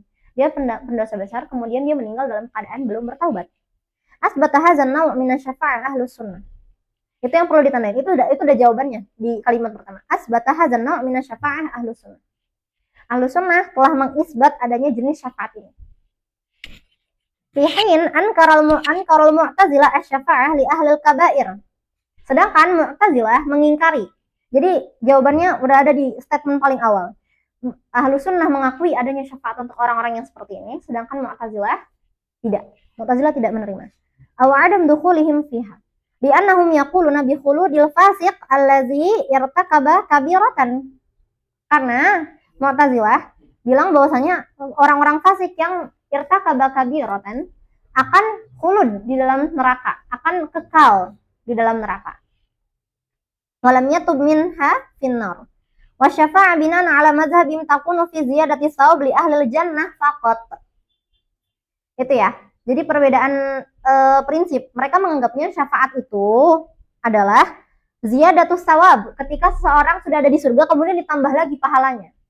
Menurut Mu'tazilah seperti itu konsep syafaat. Jadi orang-orang yang berdosa besar terus dia nggak taubat itu nggak mungkin dapat syafaat menurut Mu'tazilah. Menurut ahli sunnah, ya bisa gitu. Wassawabu ma'a ahli sunnah. Yang benar itu siapa? Ahli sunnah. Faqaulullahi ta'ala innallaha la yaghfiru ayyushraka bihi wa yaghfiru ma duna dzalika liman yasha. Sharihun fi isbati hadzal ra'i. Itu sudah dalil yang sharih dalam mengisbat ra'yinya ahli sunnah. Gitu. Allah tidak mengampuni orang-orang yang berbuat syirik dan mengampuni yang selainnya bagi yang dikehendaki. Gitu. Berarti kan selama nggak syirik berarti dia tetap diampuni. Di situ disebutkan nggak dia syirik si murtakib kabirah?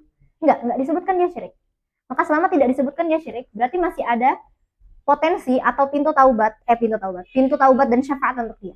Gitu ya. Kalau mazhabnya ahli sunnah seperti itu.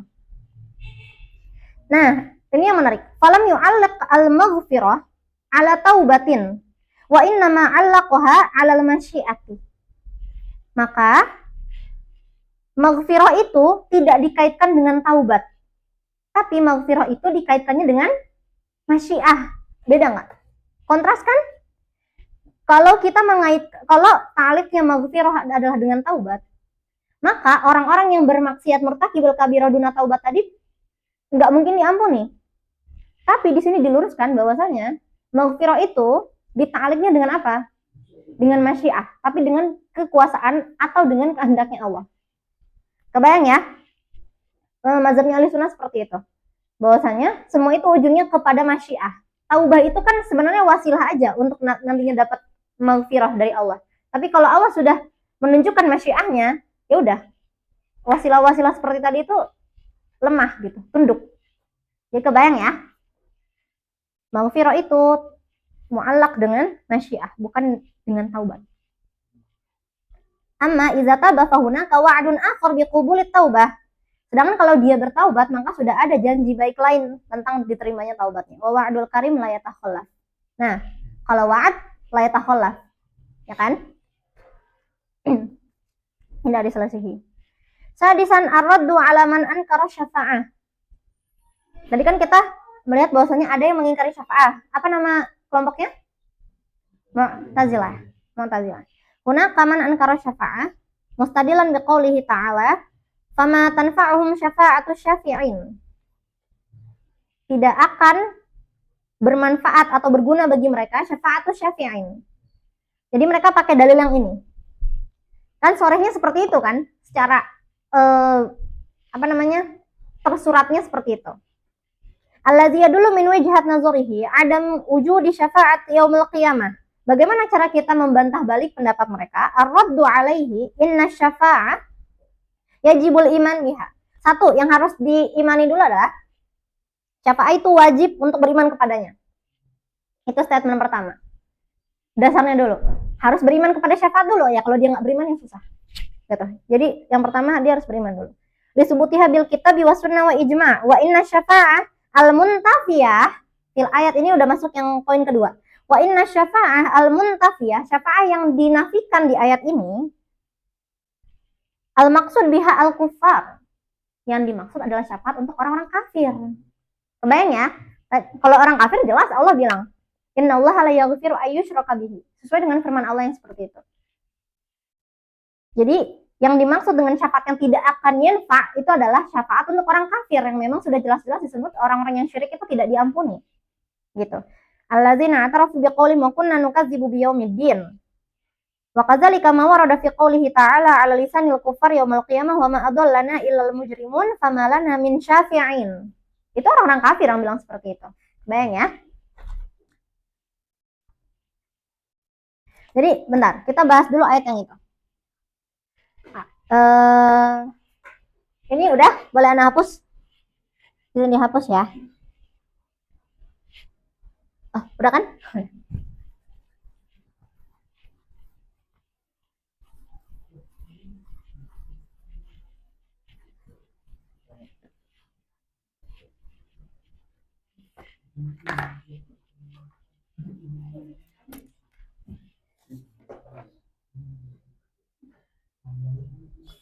Ada dua ayat yang mau kita bahas di sini. Ini kita mau bahas ayat yang pertama dulu, yang agak menimbulkan syubhat. Satu, apa bunyi ayatnya? Fama tanfa'uhum syafa'atus syafi'i.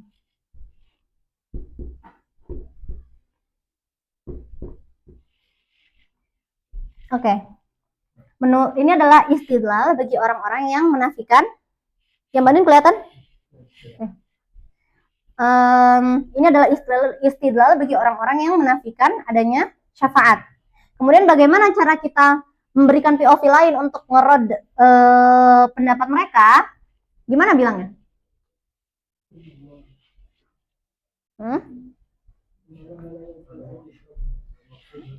Iya, sebutin itunya dulu. Al-maksud minas syafa'ah. Astagfirullah. Minas syafa'ah al-muntafiyah. Huna itu syafaat bagi orang yang mana? Huna asy-syafa'ah lil kuffar. Kama qala ta'ala innallaha la yaghfiru ayyushraka bihi wa yaghfiru ma duna zalika liman yasha. Oke? Jelas ya? Jadi kalau diberikan ayat ini, jawabannya seperti ini. Yang dinafikan, ini aja kata kuncinya. Teman-teman hafalin aja ini. Ini dulu yang harus disimpan. Asy-syafa'ah al-muntafiyah. Jelas ya? Yang harus disimpan kata-kata ininya. Asy-syafa'ah al-muntafiyah itu adalah syafaat lil kufar. Dah, nanti kalau perkara teman-teman hadirkan dalil yang ini juga atau enggak, itu enggak masalah. Tapi yang penting yang ini sudah disebutkan. Biasanya ustaz dan ustazah itu udah mengapresiasi anak-anak yang udah bisa ngasih statement umum kayak gini. Kalau dalilnya itu nanti belakangan.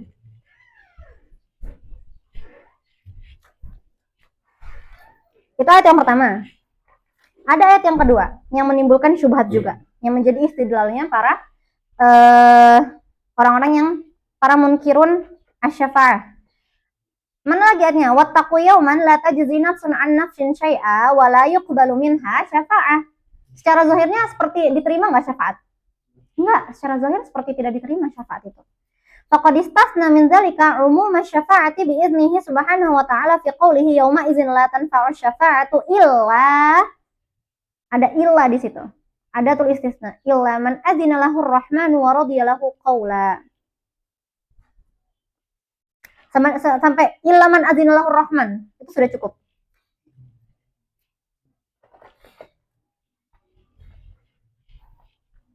Jadi ayat yang kedua yang menjadi istidlal bagi mereka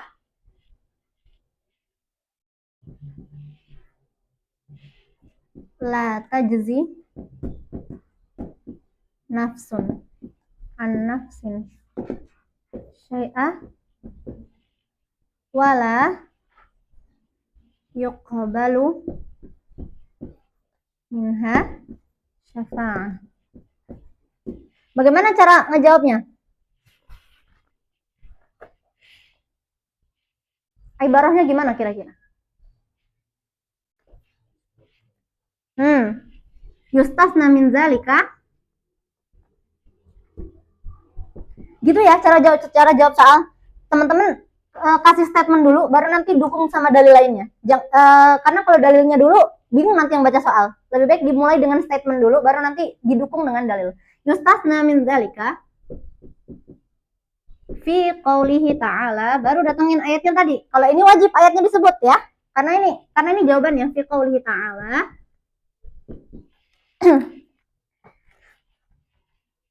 Yauma idzin la tanfa'u syafa'atu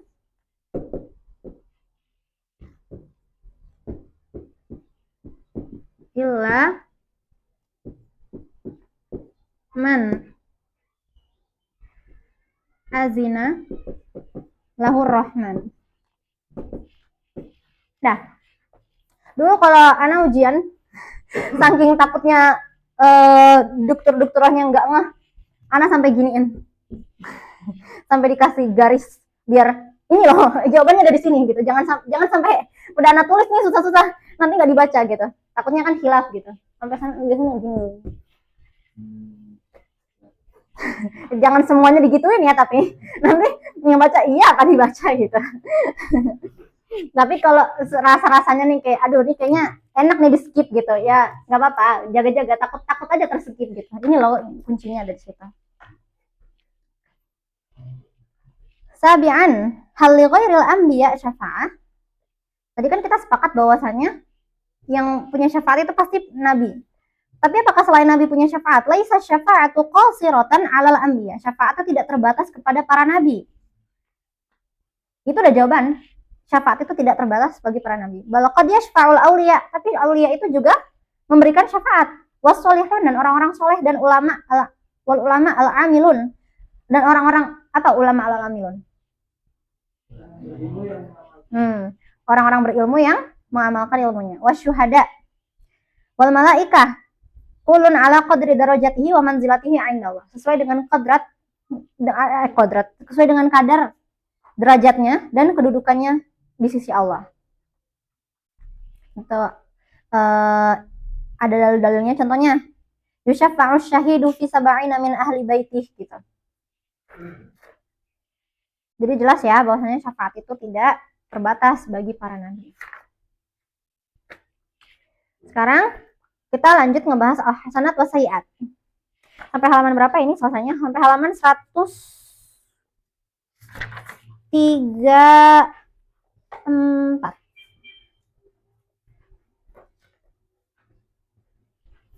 Halaman 100 sampai 134. Selesai termin 1 tauhidnya. Sedikit lagi. Sekarang kita lanjut ke bab hasanat wa sayyi'at. Qala Nazim rahimahullah, fasayyi'atu 'indahu bil misli wal hasanatu du'atta bil fadli. Artinya apa? Sayyi'at itu akan fasayyi'atu 'indahu bil misli, maksudnya adalah sayyi'at itu akan dibalas bil misli, dengan yang setimpal, seganjaran. Misalkan berbuat dosanya 2 kali, ya dia akan diberikan ganjaran sebagaimana orang yang berbuat dosa 2 kali gitu. Gak akan tiba-tiba dihukum jadi seperti orang yang bermaksiat 3 kali gitu. Enggak. Dia akan diberikan sebagaimana kadarnya dia, kadar maksiatnya. Tidak dikurangi, tidak dilebihkan. Itu kan bukti keadilan Allah. Wal hasanat du'at bil fadli. Sedangkan hasanat sebaliknya. Enggak sebaliknya juga sih. Sedangkan hasanat itu bisa ditambahkan, bisa dilipat gandakan. Misalkan berbuat baiknya sekali, tapi Allah lipat gandakan seperti orang yang berbuat baik seperti 3 kali. Kan sesedikit-sedikitnya kebaikan itu dilipat gandakan 10 kali, ya kan? Gitu. Itu dibuka dengan permisalan antara sayyi'at dengan hasanat gitu. Bil fadli, dengan fadilahnya Allah. Ta'riful hasanat. Al hasanatu jam'u hasanatin wa hiya ma yumdahu fa'iluha syar'an. Itu secara bahasa ya. Hasanat itu jamak dari kata hasanah, ma yumdahu fa'iluha syar'an. Lakunya secara terpuji secara syariat. Kenapa dinamai hasanah? Li husni wajhi fa'ilha. Karena orang yang berbuatnya akan terpuji gitu. Wal muradu bil hasanah, maksud dari hasanah itu adalah apa? Al maqbulah al asliyah allati 'amilaha al 'abd. Al maqbulah, diterima dulu syaratnya. Yang diterima allati 'amalaha al 'abd, yang dilakukan oleh seorang 'abd. Au ma fi hukmiha. Kama idza tasaddaqa syakhsun 'an syakhsin akhar bi shadaqatin wa wahaba lahu thawaba hadhihi shadaqah. Fakharaja bil maqbulah al mardudah. Kenapa disebutkan al maqbulah? Keluar darinya al mardudah binahwi riya. Maka riya itu meskipun yang dilakukan itu, makanya al hasanah itu diberikan di definisinya adalah al maqbulah. Yang disebut hasanah itu adalah ketika kebaikan itu diterima. Itu baru jadi hasanah. Tapi kalau kebaikan dia tidak diterima karena riya, ya nggak jadi hasanah namanya. Kebayang ya? Makanya diberikan qaid di situ. Al maqbulah. Karena yang mardudah seperti riya, fala sawab fiha aslan. Tidak ada pahala di sana. Wa kharaja bil asli al hasila bi tad'if fala tudha'afu saniyatan wa kharaja bil lati 'amilaha al 'abd aw ma fi hukmi al hasanah allati hamma biha wa lam ya'malha. Nah, keluar dari qaid allati 'amilaha al 'abd aw ma fi hukmiha al hasanah allati hamma biha. Maksudnya apa?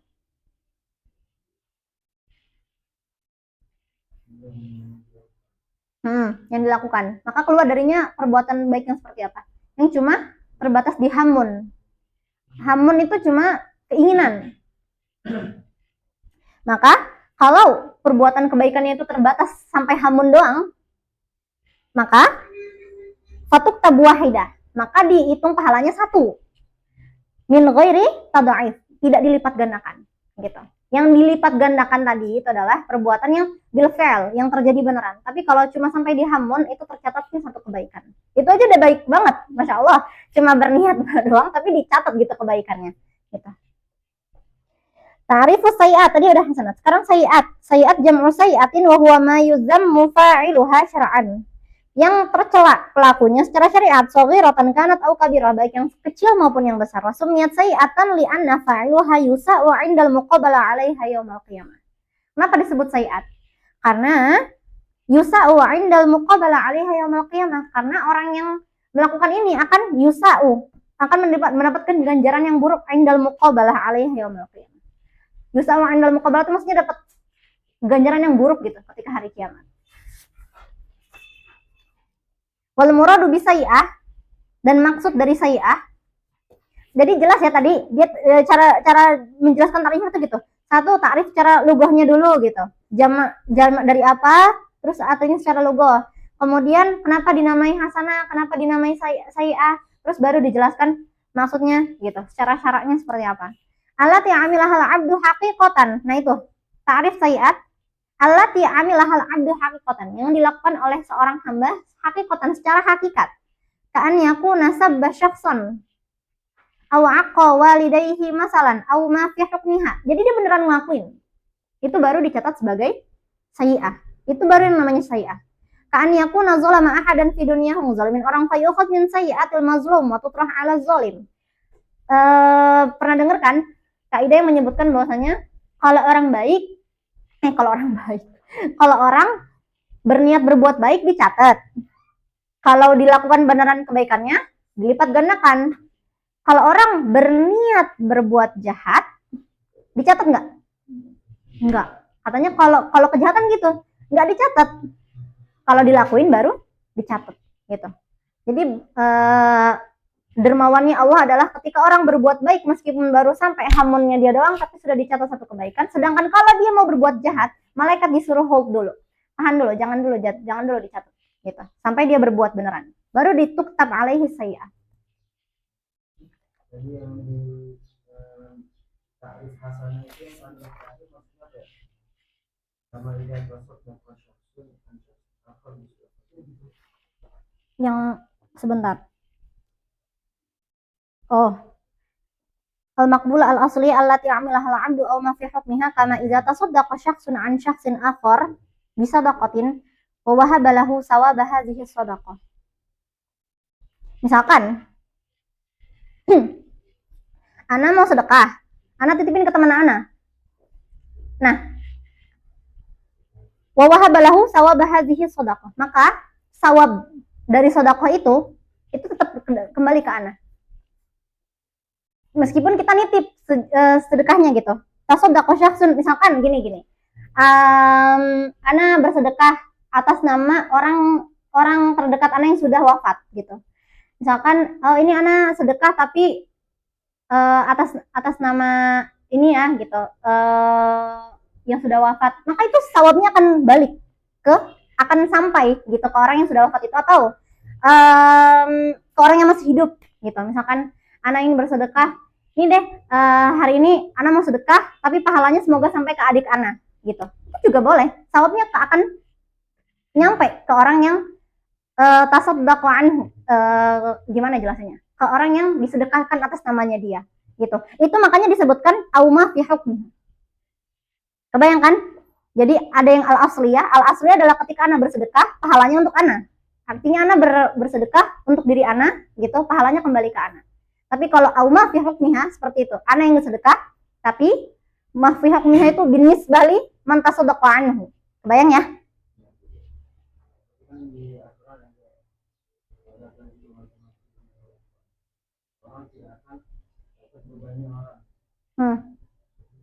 Itu dosa. Bisa. Makanya di sini disebutkan bahwasanya pahala dalam bersedekah, kecuali dengan masalah-masalah yang taklifnya itu sudah jelas bila'in. Misalkan antum sholat, diberikan taklif sholat, kemudian antum pengen taukil, sholatnya ditaukil gitu, kayak itu kan udah fardunya ain atas diri antum. Artinya kalau tiba-tiba ada orang ingin sholat kemudian bilang pahalanya ini mau saya kasih, mau anak kasih ke teman anak, ya itu nggak boleh karena taklifnya sudah bila'in. Itu namanya bukan kebaikan, itu namanya taklif, kewajiban yang bila'in gitu. Kebayang ya? Itu baru tidak boleh. Dan satu-satunya amal yang dikecualikan dari hal tersebut adalah haji. Makanya haji boleh badal, haji dan umroh ya kan, haji dan umroh itu boleh dibadalkan. Itu satu-satunya yang dibolehkan. Selain itu nggak boleh. Gitu. Kalau ayat yang wala taziru waziratu wizra ukhra itu adalah tentang dosa. Kalau seseorang berdosa itu enggak dipikul sama orang lainnya. Kebayang ya tadi konsep yang sedekah yang fi hukmiha itu. Oke, sekarang mudha'afatul hasanat min khasa'is hadhil ummah. Salah satu proudnya jadi umat Islam adalah ketika agama kita membawa syariat bahwasanya kebaikan itu terlipat gandakan. Min rahmatillahi bihadhil ummah, dari salah satu rahmat Allah kepada umat ini adalah annahu yudha'ifu ajral a'mali shalihah. Bahwasanya Allah melipat gandakan ganjaran amal-amal soleh gitu. In tuqridullaha qardan hasanan yudha'ifhu lakum wa yaghfir lakum. Sampai situ. Wa aqalla ma tudha'ifu bihil hasanah 10 adha'af. Seperti tadi kita udah bahas bahwasanya sekurang-kurangnya itu dilipat gandakan jadi 10. Wa minal a'mali allati akhbara Rasul annaha tudha'af 10 adha'af qira'atul Qur'an. Salah satunya adalah amal qira'at Quran. Wa qad tudha'aful hasanah ila 70. Bisa jadi juga sampai 70. Au sab'amiyah da'af, atau sampai 700, au ila adha'afin katsirah, atau sampai berlipat-lipat ganda yang lain. La ya'lamuha illallah. Ada yang tahu Qurannya enggak? Allah yang tahu dilipat gandakannya sampai seberapa. Kalau ayatnya, dalilnya udah ma'ruf. Masalul ladzina yunfiquna amwalahum fi sabilillah kamathali habbatin ambatat sab'a sanabila fi kulli sumbulatin mi'atu habbah. Wallahu yudha'ifu liman yasha' wallahu wasi'un 'alim. Kalau mau simpelnya, ambilnya dari sini aja. Wallahu yudha'ifu liman yasha' wallahu wasi'un 'alim. Itu sudah cukup kalau nanti ujian. Berikan dalil bahwasanya akan ada tadhaif untuk amal salihah. Itu ayatnya sudah cukup. Wallahu yudha'ifu liman yasha' wallahu wasi'un 'alim. Seandainya memang ingin ngambil bagian singkatnya aja gitu. Nah, seperti yang tadi dijelaskan oleh An-Nazim rahimahullah, amma sayyi'ah fala tujza illa bimisliha. Ya kan? Tadi kan di awal sudah disebutkan. Fasayyi'atu 'indahu bil misli, ya kan? Kalau sayyi'at itu tidak akan diberikan jaza kecuali dengan yang setimpal dengannya. Fa innahu la tudha'af bal tuhsab 'alaihi sayyi'ah wahdah. Tapi dihitung satu dosa aja, gitu. Ayatnya mana? Wa man jaa'a bi sayyi'ah fala yujza illa bimisliha. Dah. Wa min fadlillahi annal muslim allazi yahumu bi fi'lil hasanah. Ini tadi sudah kita bahas. Kita skip ya yang ini. Kalau dia cuma hamun doang dia sudah tertulis. Oke. Sekarang lanjut ke babut taubah. Tadi kan kita ngebahas sayyi'ah dan hasanah. Udah ngebahas sayyi'ah pasti ada jalan keluarnya. Terus kalau orang sudah terlanjur berbuat sayyi'at gimana cara penyelesaiannya? Yaitu bertaubat. Ini pembahasan terakhir, bab terakhir. Sebelum tauhid termin 1 selesai. At-taubah. Bismillah. Qala Nazim rahimahullah, summa dzunubu 'indana qismani saghiratun kabiratun fasani minhul matabu wajibun fil hali walantiqadha in ya'ud lil hali. Lakin yujaddidu taubatan limaktaraf wa fil qabuli ra'yuhum qad ikhtalaf. Zunub itu ada dua jenis. Ada zunub yang saghirah, ada zunub yang kabirah. Nah, di bait yang kedua dan ketiga, minhul matabu wajibun fil hali walantiqadha in ya'ud lil hali lakin yujaddidu taubatan limaktaraf wa fil qabuli ra'yuhum qad ikhtalaf, itu sedang menjelaskan bahwasanya kalau ada orang bermaksiat, udah nih dia udah maksiat, taubatlah dia. Habis taubat dia maksiat lagi dengan maksiat yang sama, gitu. Bagaimana hukumnya orang yang masih seperti itu? Apakah taubatnya dia diterima? Apakah dia perlu taubat lagi? Apa gimana? Nah, qad ikhtalaf di situ disebutnya. Wa fil qabuli ra'yuhum qad ikhtalaf. Nah, di sini nanti kita akan bahas perbedaan ulama dalam melihat taubat orang-orang yang taubat. Apa bahasanya ya? Tomat ya namanya. Oh, sambel. Iya. Oh, jadi tomat ya? Apa yang tomat itu? Oh, tobat kumat, iya. Anda taunya tomat soalnya, nggak tahu yang sambel.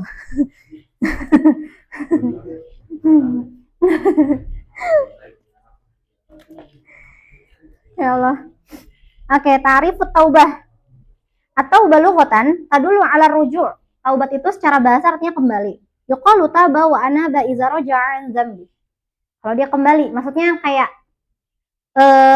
ya kembali kepada Allah gitu. tidak mengulangi lagi. Atau roja'an dzambi. Roja'an dzambi itu kayak nggak jadi, nggak mau dosa lagi kayak gitu. Istilahan ya mastajma'a salasat arkan. Nah, kalau di istilahnya tarif taubat secara istilah itu langsung menyebutkan rukun. Taubat itu taubat itu mu'tabar secara istilah kalau dia sudah memenuhi 3 rukunnya. 1, al-iqla' 'anil dzam. Apa al-iqla' 'anil dzam? Menghentikan, keluar dari dosanya. Yang kedua, an-nadam 'ala fi'lihi, menyesal. Jadi udah keluar dari dosanya kemudian dia menyesal. Wal azma 'ala alla ya'ud, dan berjanji atau azm berkeinginan kuat agar dia tidak kembali ke dosanya. Jadi, misalkan ada seseorang mencuri. Maka ketika dia mencuri, dia meninggalkan kebiasaan mencurinya, wanadam, dia menyesal setelah sudah mencuri dan dia berjanji tidak mencuri lagi. Gitu. Falau lam yaqli' aw lam yandam aw azama 'ala al-'ud falaysa bitaib. Kalau dia kehilangan satu aja step dari 3 tadi, maka dia tidak bisa disebut sebagai taib. Dia tidak bisa disebut sebagai orang yang bertaubat, gitu ya. Oke. Kemudian syurut taubah. At-taubatu laha syurut. Taubat itu punya beberapa syarat. La budda min tawafuriha hatta tuqbal minal 'abdi wa bayanu hadhihi syurut fima ya'ti. 1, al-ikhlas lillah, 1 ikhlas. 2, al-iqla', meninggalkan dosanya. 3, an-nadam 'ala irtikabiz dzam, menyesal. 4, al-azm, ini seperti yang udah dibahas tadi ya, sama aja ini. Al-azm 'ala adamil audah, azm tidak balik lagi. 5, raddul mazalim ila ahliha. Nah ini, mengembalikan mazolim, hal yang jadi objek kezalimannya dia, kepada ahliha, kepada orang yang dizalimi. Makanya tadi lanjutan dari tarif secara istilahannya itu kan ini dia bilang, musannif rahimahullah di sini menyebutkan hadza illam tata'allaqil ma'siyatu bil adami. Ini kalau maksiatnya tidak terkait dengan adami. Adami maksudnya apa? Hak manusia.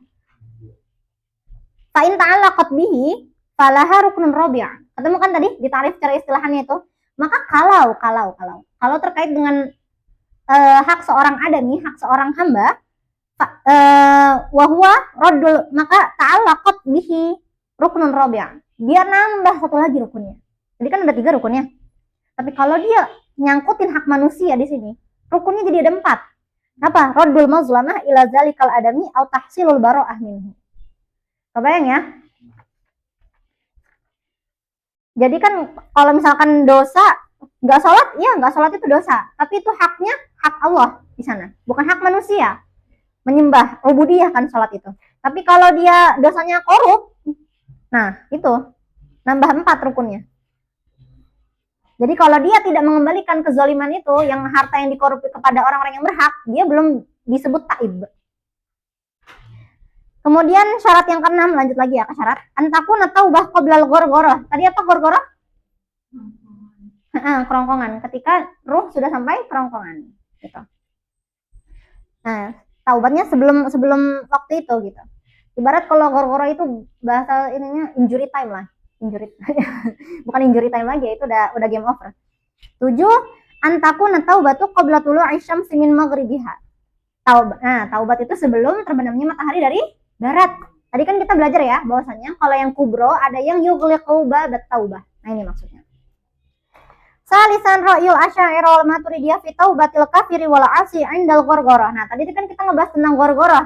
Ana sempat singgung kan tadi Asy'ariyah dan Maturidiyah berbeda pandangan di sini dalam masalah taubatnya seseorang ketika sudah ghargharah. Ini injury time atau sudah game over. Nah, itu dia. Al-Asy'ariyah yarawna adam sihhati taubah 'indal ghargharah. Asy'ariyah melihat atau berpendapat bahwasanya tidak sah taubat orang yang sudah terlanjur ketika ghargharah. Udah enggak sah itu. Binisbah lil kafir wal 'asi, baik itu orang kafir maupun hanya seorang pendosa. Sedangkan Maturidiyah yarawna anna taubatal 'asi 'indal ghargharah maqbulah, masih diterima. Taubatal kafir, sedangkan taubatnya kafir ghair maqbulah. Sedangkan taubat orang kafir tidak makbulah. Jadi kalau Asy'ariyah ngotak rata, mau kafir, mau 'asi, itu sudah tidak diterima. Sedangkan orang Maturidiyah, mereka masih memberikan celah, didiferensiasi. Kalau orang yang berdosa masih diterima, tapi kalau orang yang sudah kafir sudah tidak diterima. Yang benar yang mana? Menurut di sini musannif ikut pendapatnya Asy'ariyah. Ra'yul Asy'ariyah, haitsu innal ayah wa laysat at-taubah lil ladzina ya'maluna sayyi'ati hatta idza hadara ahadahumul maut qala inni tubtu al-an walal ladzi yamutuna wa hum kuffar ulaika a'tadna lahum 'adzaban alima. Karena di situ ayatnya jelas, laysat at-taubah lil ladzina ya'maluna sayyi'at. Berarti itu siapa? Asi, ya kan? Hatta idza hadra ahadahumul maut qala inni tubtul an wala plus walaladzi yamutuna wa hum kuffar. Wa hum kuffar berarti kafir. Jadi ayat itu udah mengandung dua identitas itu sudah ada di ayat. Yang asli, yang kafir itu sudah jadi satu. Udah ada di satu ayat itu bahwasanya mereka enggak diterima taubatnya. Ulaika atadna lahum azaban alima. Makanya mereka tidak melakukan diferensiasi lagi. Yang keempat, hukmut taubah. At-taubatu wajibatun fauran ala man irtakaba dzamban. Taubat itu hukumnya wajib fauran, wajib segera bagi orang yang melakukan dzam, orang yang melakukan dosa. Sawaun akana shaghiran aw kabiran, baik itu dosa kecil maupun dosa yang besar. Allah Ta'ala ya'muru ibadahu bitaubah, maka Allah memerintahkan hamba-hambanya untuk bertaubat. Wa yataqabbaluha minhum bal yafrahu biha. Dan menerimanya, bahkan Allah senang dengan orang-orang yang bertaubat. Wa tubu ilallahi jami'an ayyuhal mu'minuna la'allakum tuflihun, ayatnya. Nah, fata'akhirut taubah zambun akhar wa yatafawatu hadza dzambi i'tibari ta'khir. Nah, kalau orang berbuat dosa, kemudian dia nunda-nunda taubat, itu udah jadi dosa baru. Zambun akhar wa yatafawatu hadza dzambi i'tibari ta'khir. Dan berbeda-beda kadar dosanya ini sesuai dengan kadar ta'khirnya juga. Seta'khir apa dia? Fa'indal mu'tazilah yata'addadu dzam bitarahi fatatarakamu dzunub wa tazidu kullama ta'akhkhara fit taubah. Kalau di Mu'tazilah justru itu dihitung. Karena kurang tahu dia ngitungnya pakai frekuensi yang bagaimana, entah ta'khirnya itu frekuensinya seperti apa. Tapi mereka bilang tazidu kullama ta'akhkhara fit taubah. Setiap kali menunda tambah satu. Kalau menunda tambah satu gitu dosanya. Amma dalil wujub taubah fa syar'i indal asy'ariyah. Dalil wujub taubat itu syar'i. Menurut Asy'ariyah dalilnya syar'i. Wa tubu ilallahi jami'an ayyuhal mu'minuna la'allakum tuflihun. Wa indal mu'tazilah yasbutul wujub bil aql. Jadi kalau menurut Asy'ariyah dalil wajib taubat itu syar'i di nas yang tadi. Tapi menurut Mu'tazilah dalilnya itu akli bil aql. Li'anna al-aqla indahum yudriku husnaha fayujibuha. Kan kita belajar ya, itunya Mu'tazilah, mereka berpola pikir bahwasanya akal itu sudah mandiri, sudah bisa istiqlal dengan kudrahnya dia, bisa membedakan mana yang hasanah, mana yang sayyi'ah. Maka ketika mereka berdosa, menurut mereka akal itu sudah bisa memberikan alarm dengan sendirinya. Teng-tong, berarti harus taubat. Kalau sudah sayyi'ah, gitu, harus balik. Sedangkan kalau menurut Asy'ariyah enggak. Kewajiban bertaubat itu bukan dari sini datangnya, tapi dari syariat, karena ada nasnya yang menyebutkan gitu. Iya, karena kalau akalnya peka syagol. Untuk orang-orang yang enggak syagol gimana gitu. Makanya istidlal Mu'tazilah dengan akal itu sebenarnya dhaif, karena setiap manusia kan enggak sama akalnya. Sekarang nah ini aqwalul ulama 132. Aqwalul ulama fi man ada ila dzambi ba'da taubah minhu. Pendapat ulama tentang orang-orang yang balik lagi ke dosa setelah bertaubat. Tomat sambal. Ya gimana nih orang-orang yang pakai varian tomat atau sambal? Ya Mu'tazilah, anna fi'la dzambi ba'da taubah minhu yanqudut taubah. Menurut Mu'tazilah, orang-orang yang kembali lagi ke dosanya setelah dia bertaubat, yanqudut taubah. Batal. Taubatnya nggak kehitung tuh, batal. Fayaudu dzambuhu allazi taba minhu bi'audihi ilaih. Maka dosanya itu kayak balik lagi. Kan dia ibarat kalau taubat seperti bebersih diri. Nah, kalau dia dosa lagi, balik lagi tadi yang udah dia bersihin gitu. Itu kalau menurut Mu'tazilah. Sekarang kalau menurut Sufiyah. Menurut Sufiyah, mu'awadatu dzambi ba'da taubah akbah. Balik ke dosa setelah taubat itu lebih buruk daripada orang yang ngelakuin 70 dosa tanpa taubat. Jadi kebayang ya ironinya. Jadi orang yang sudah berdosa kemudian dia taubat tapi balik lagi, itu lebih buruk daripada orang yang nggak taubat sama sekali dan dia udah ngelakuin 70 dosa. Karena kalau Anda tangkapnya, orang yang ngelakuin 70 dosa tapi dia nggak bertaubat, bisa jadi dia nggak tahu itu perbuatan yang salah, makanya dia nggak taubat-taubat. Ya itu tadi akalnya nggak syagol gitu. Tapi orang yang sudah pernah bertaubat berarti dia kan sudah tahu itu salah, terus diulangin. Ya itu lebih parah daripada orang yang emang gak tahu dia dosa dan dia gak tobat-tobat. Menurut anak kayak gitu, mungkin logika mereka mungkin dibangun atas itu. Ini pendapatnya Sufyan. Amma ahlu sunnah fayaruna anna la'auda ila dzambi la yanqudu taubah. Tapi kita ahli sunnah mempercayai bahwasanya al-aud ila dzambi la yanqudu taubah. Orang yang kembali ke dosanya setelah taubat itu tidak batal taubatnya. Tidak batal. Selama apa? Mada ma'aziman 'inda taubati ala adamil aud. Selama memang ketika dia taubat, dia janji dalam hatinya, dia nggak balik lagi. Gitu. Selama ada azm, katanya syaratnya itu. Maka boleh tajdid. Tajdid taubah itu boleh di ahli sunnah. Wastadal ahlu sunnah mazhabu ilahi bi ba'dil adillah inna Allah yuhibbut tawwabina wa yuhibbul mutatahhirin. Karena Allah memang menyukai orang-orang yang bertaubat. Terus ada dalil lagi. Wa minal adillati aidan qauluhu sallallahu alaihi wasallam wallazi nafsi biyadihi law lam tuznibu la zahaballahu bikum la jaa biqaumin yuznibun fayastaghfiruna allaha fayaghfiru lahum. Hadis ini perlu dipahami, maksudnya bukan ini ya, bukan berarti Allah nyuruh kita berdosa, bukan. Maksudnya bukan seperti itu. Itu kan kalau secara sorehnya demi Allah gitu. Rasulullah berkata demi Allah, kalau kalian tidak berdosa, Allah akan melenyapkan kalian dan Allah akan mendatangkan kaum lain yang berdosa. Fayastaghfirunallah, maka mereka akan memohon ampun kepada Allah wa yaghfir lahum, dan Allah akan mengampuni mereka. Apa maksud hadis ini? Maksud hadis ini adalah untuk menunjukkan bahwasanya manusia itu diciptakan memang dengan potensi berbuat salah. Manusia itu diciptakan memang dengan potensi bermaksiat. Kalau Allah makanya di situ disebutkan kalau mereka memang tidak bermaksiat, Allah akan lenyapkan, karena Allah sudah ini kalau dipahami ya, karena memang makhluk yang sudah disetel untuk tidak bermaksiat itu sudah ada siapa? Malaikat. Udah ada makhluk yang seperti itu. Manusia diciptakan di dunia ini justru karena mereka punya potensi bermaksiat, punya potensi taat, gitu. Nah, karena ada potensi ini, maka manusia bisa saja berdosa. Nah, kenapa pintu taubat menurut ahli sunnah itu terbuka terus meskipun diulangi? Itu untuk menunjukkan apa? Untuk menunjukkan bahwasanya Allah Maha Pengampun. Makanya di ayat ini, di hadis ini disebutkan bahwasanya mereka, kaum yang didatangkan untuk berdosa itu akan memohon ampun kepada Allah dan Allah akan mengampuni mereka. Itu untuk menunjukkan bahwasanya, iya, ketika mereka berdosa, mereka akan minta ampun dan Allah akan mengampuni mereka. Justru memang potensi berbuat salahnya itu ada. Dan di situ Allah akan menunjukkan bahwasanya diampuni, gitu. Bayang ya. Jadi ahlu sunnah menyerap dari hadis ini bahwasanya taubat yang berkali-kali diulang dengan kemudian yang bermaksiat lagi itu tetap diampuni, gitu.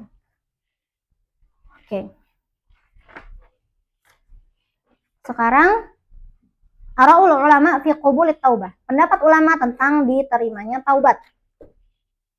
Waqa'a khilafun bainal ulama'i fi man haqqaqa taubah bi syurutiha hal yuqta'u lahu bil qabul aw la.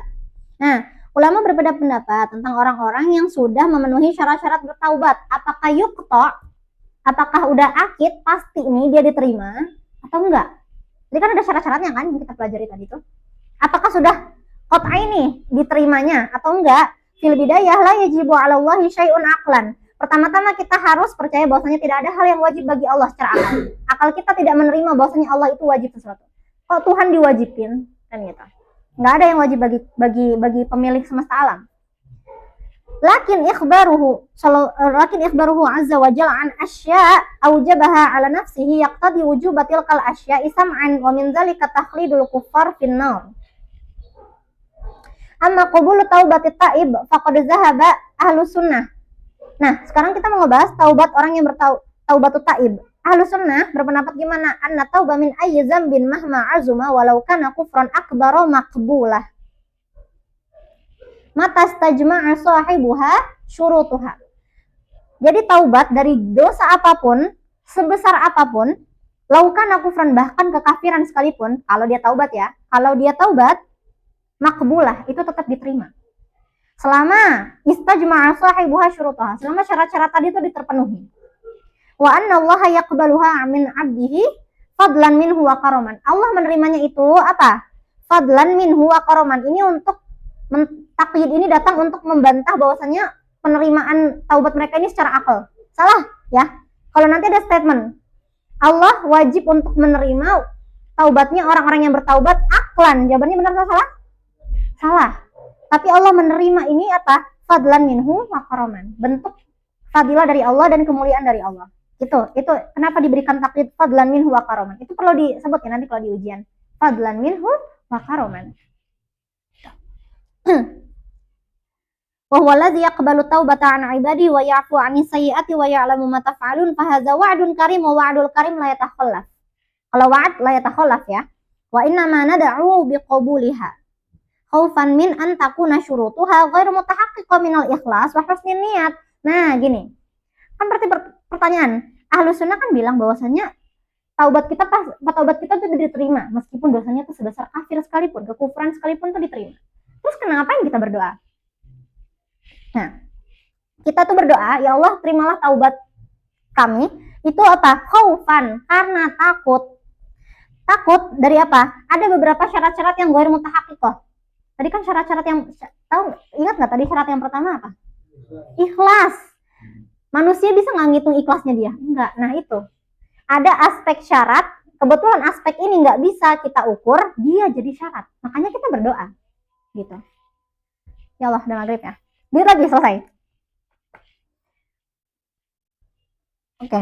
Wa dhahabatil mu'tazilah ila anna Allah yajibu alaihi ayaqbala taubata ibadihi in tabu wa kana taubatuhum mustajmi'a li syurut. Nah, kalau Mu'tazilah itu jawabannya langsung wajib. Ahlus Sunnah bilang nggak wajib. Enggak, Ahlus Sunnah nggak bilang wajib tadi. Ahlus Sunnah bilangnya tafaddulan wa taqarruman. Ya kan, fadlan wa taqarrum wa karaman.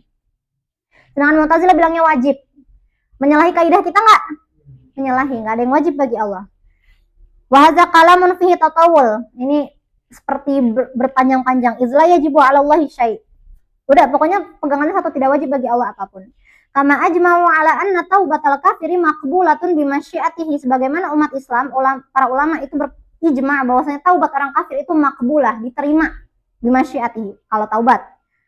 Bidalil qauli subhanahu wa ta'ala, qul lil ladzina kafaru in yantahu yughfar lahum. Katakanlah bagi orang kafir kalau mereka selesai atau menghentikan kekafirannya, yughfar lahum, maka dimaafkan. Wa hadza yu'ayyidu ra'yal Imam Asy'ari, dan ini memperkuat pendapat Imam Asy'ari, izla farqa bainal kafir wal mu'min wal 'asi fi qubulit taubah. Tidak ada bedanya orang yang mukmin maupun yang kafir, mukmin 'asi ataupun kafir ketika dia bertaubat, selama dia bertaubat. Balil 'asi aula bil qabul. Makanya orang yang berdosa itu aula bil qabul, lebih mungkin lagi diterimanya idza tahaqqaqat syurutuha, kalau syarat-syaratnya terpenuhi. Oke. Alhamdulillah rabbil alamin. Sudah selesai pembahasan tauhid termin 1 kita. Alhamdulillah. Insyaallah nanti di pertemuan selanjutnya kita akan ngebahas tauhid termin 2 ya. Karena nggak ngebahas firaq gitu. Nah, tatimil hamdalah. Alhamdulillahirabbil alamin. Wa du'a kafaratul majlis, subhanakallahumma wa bihamdika asyhadu alla ilaha illa anta astaghfiruka wa atubu ilaik. Assalamualaikum warahmatullahi wabarakatuh.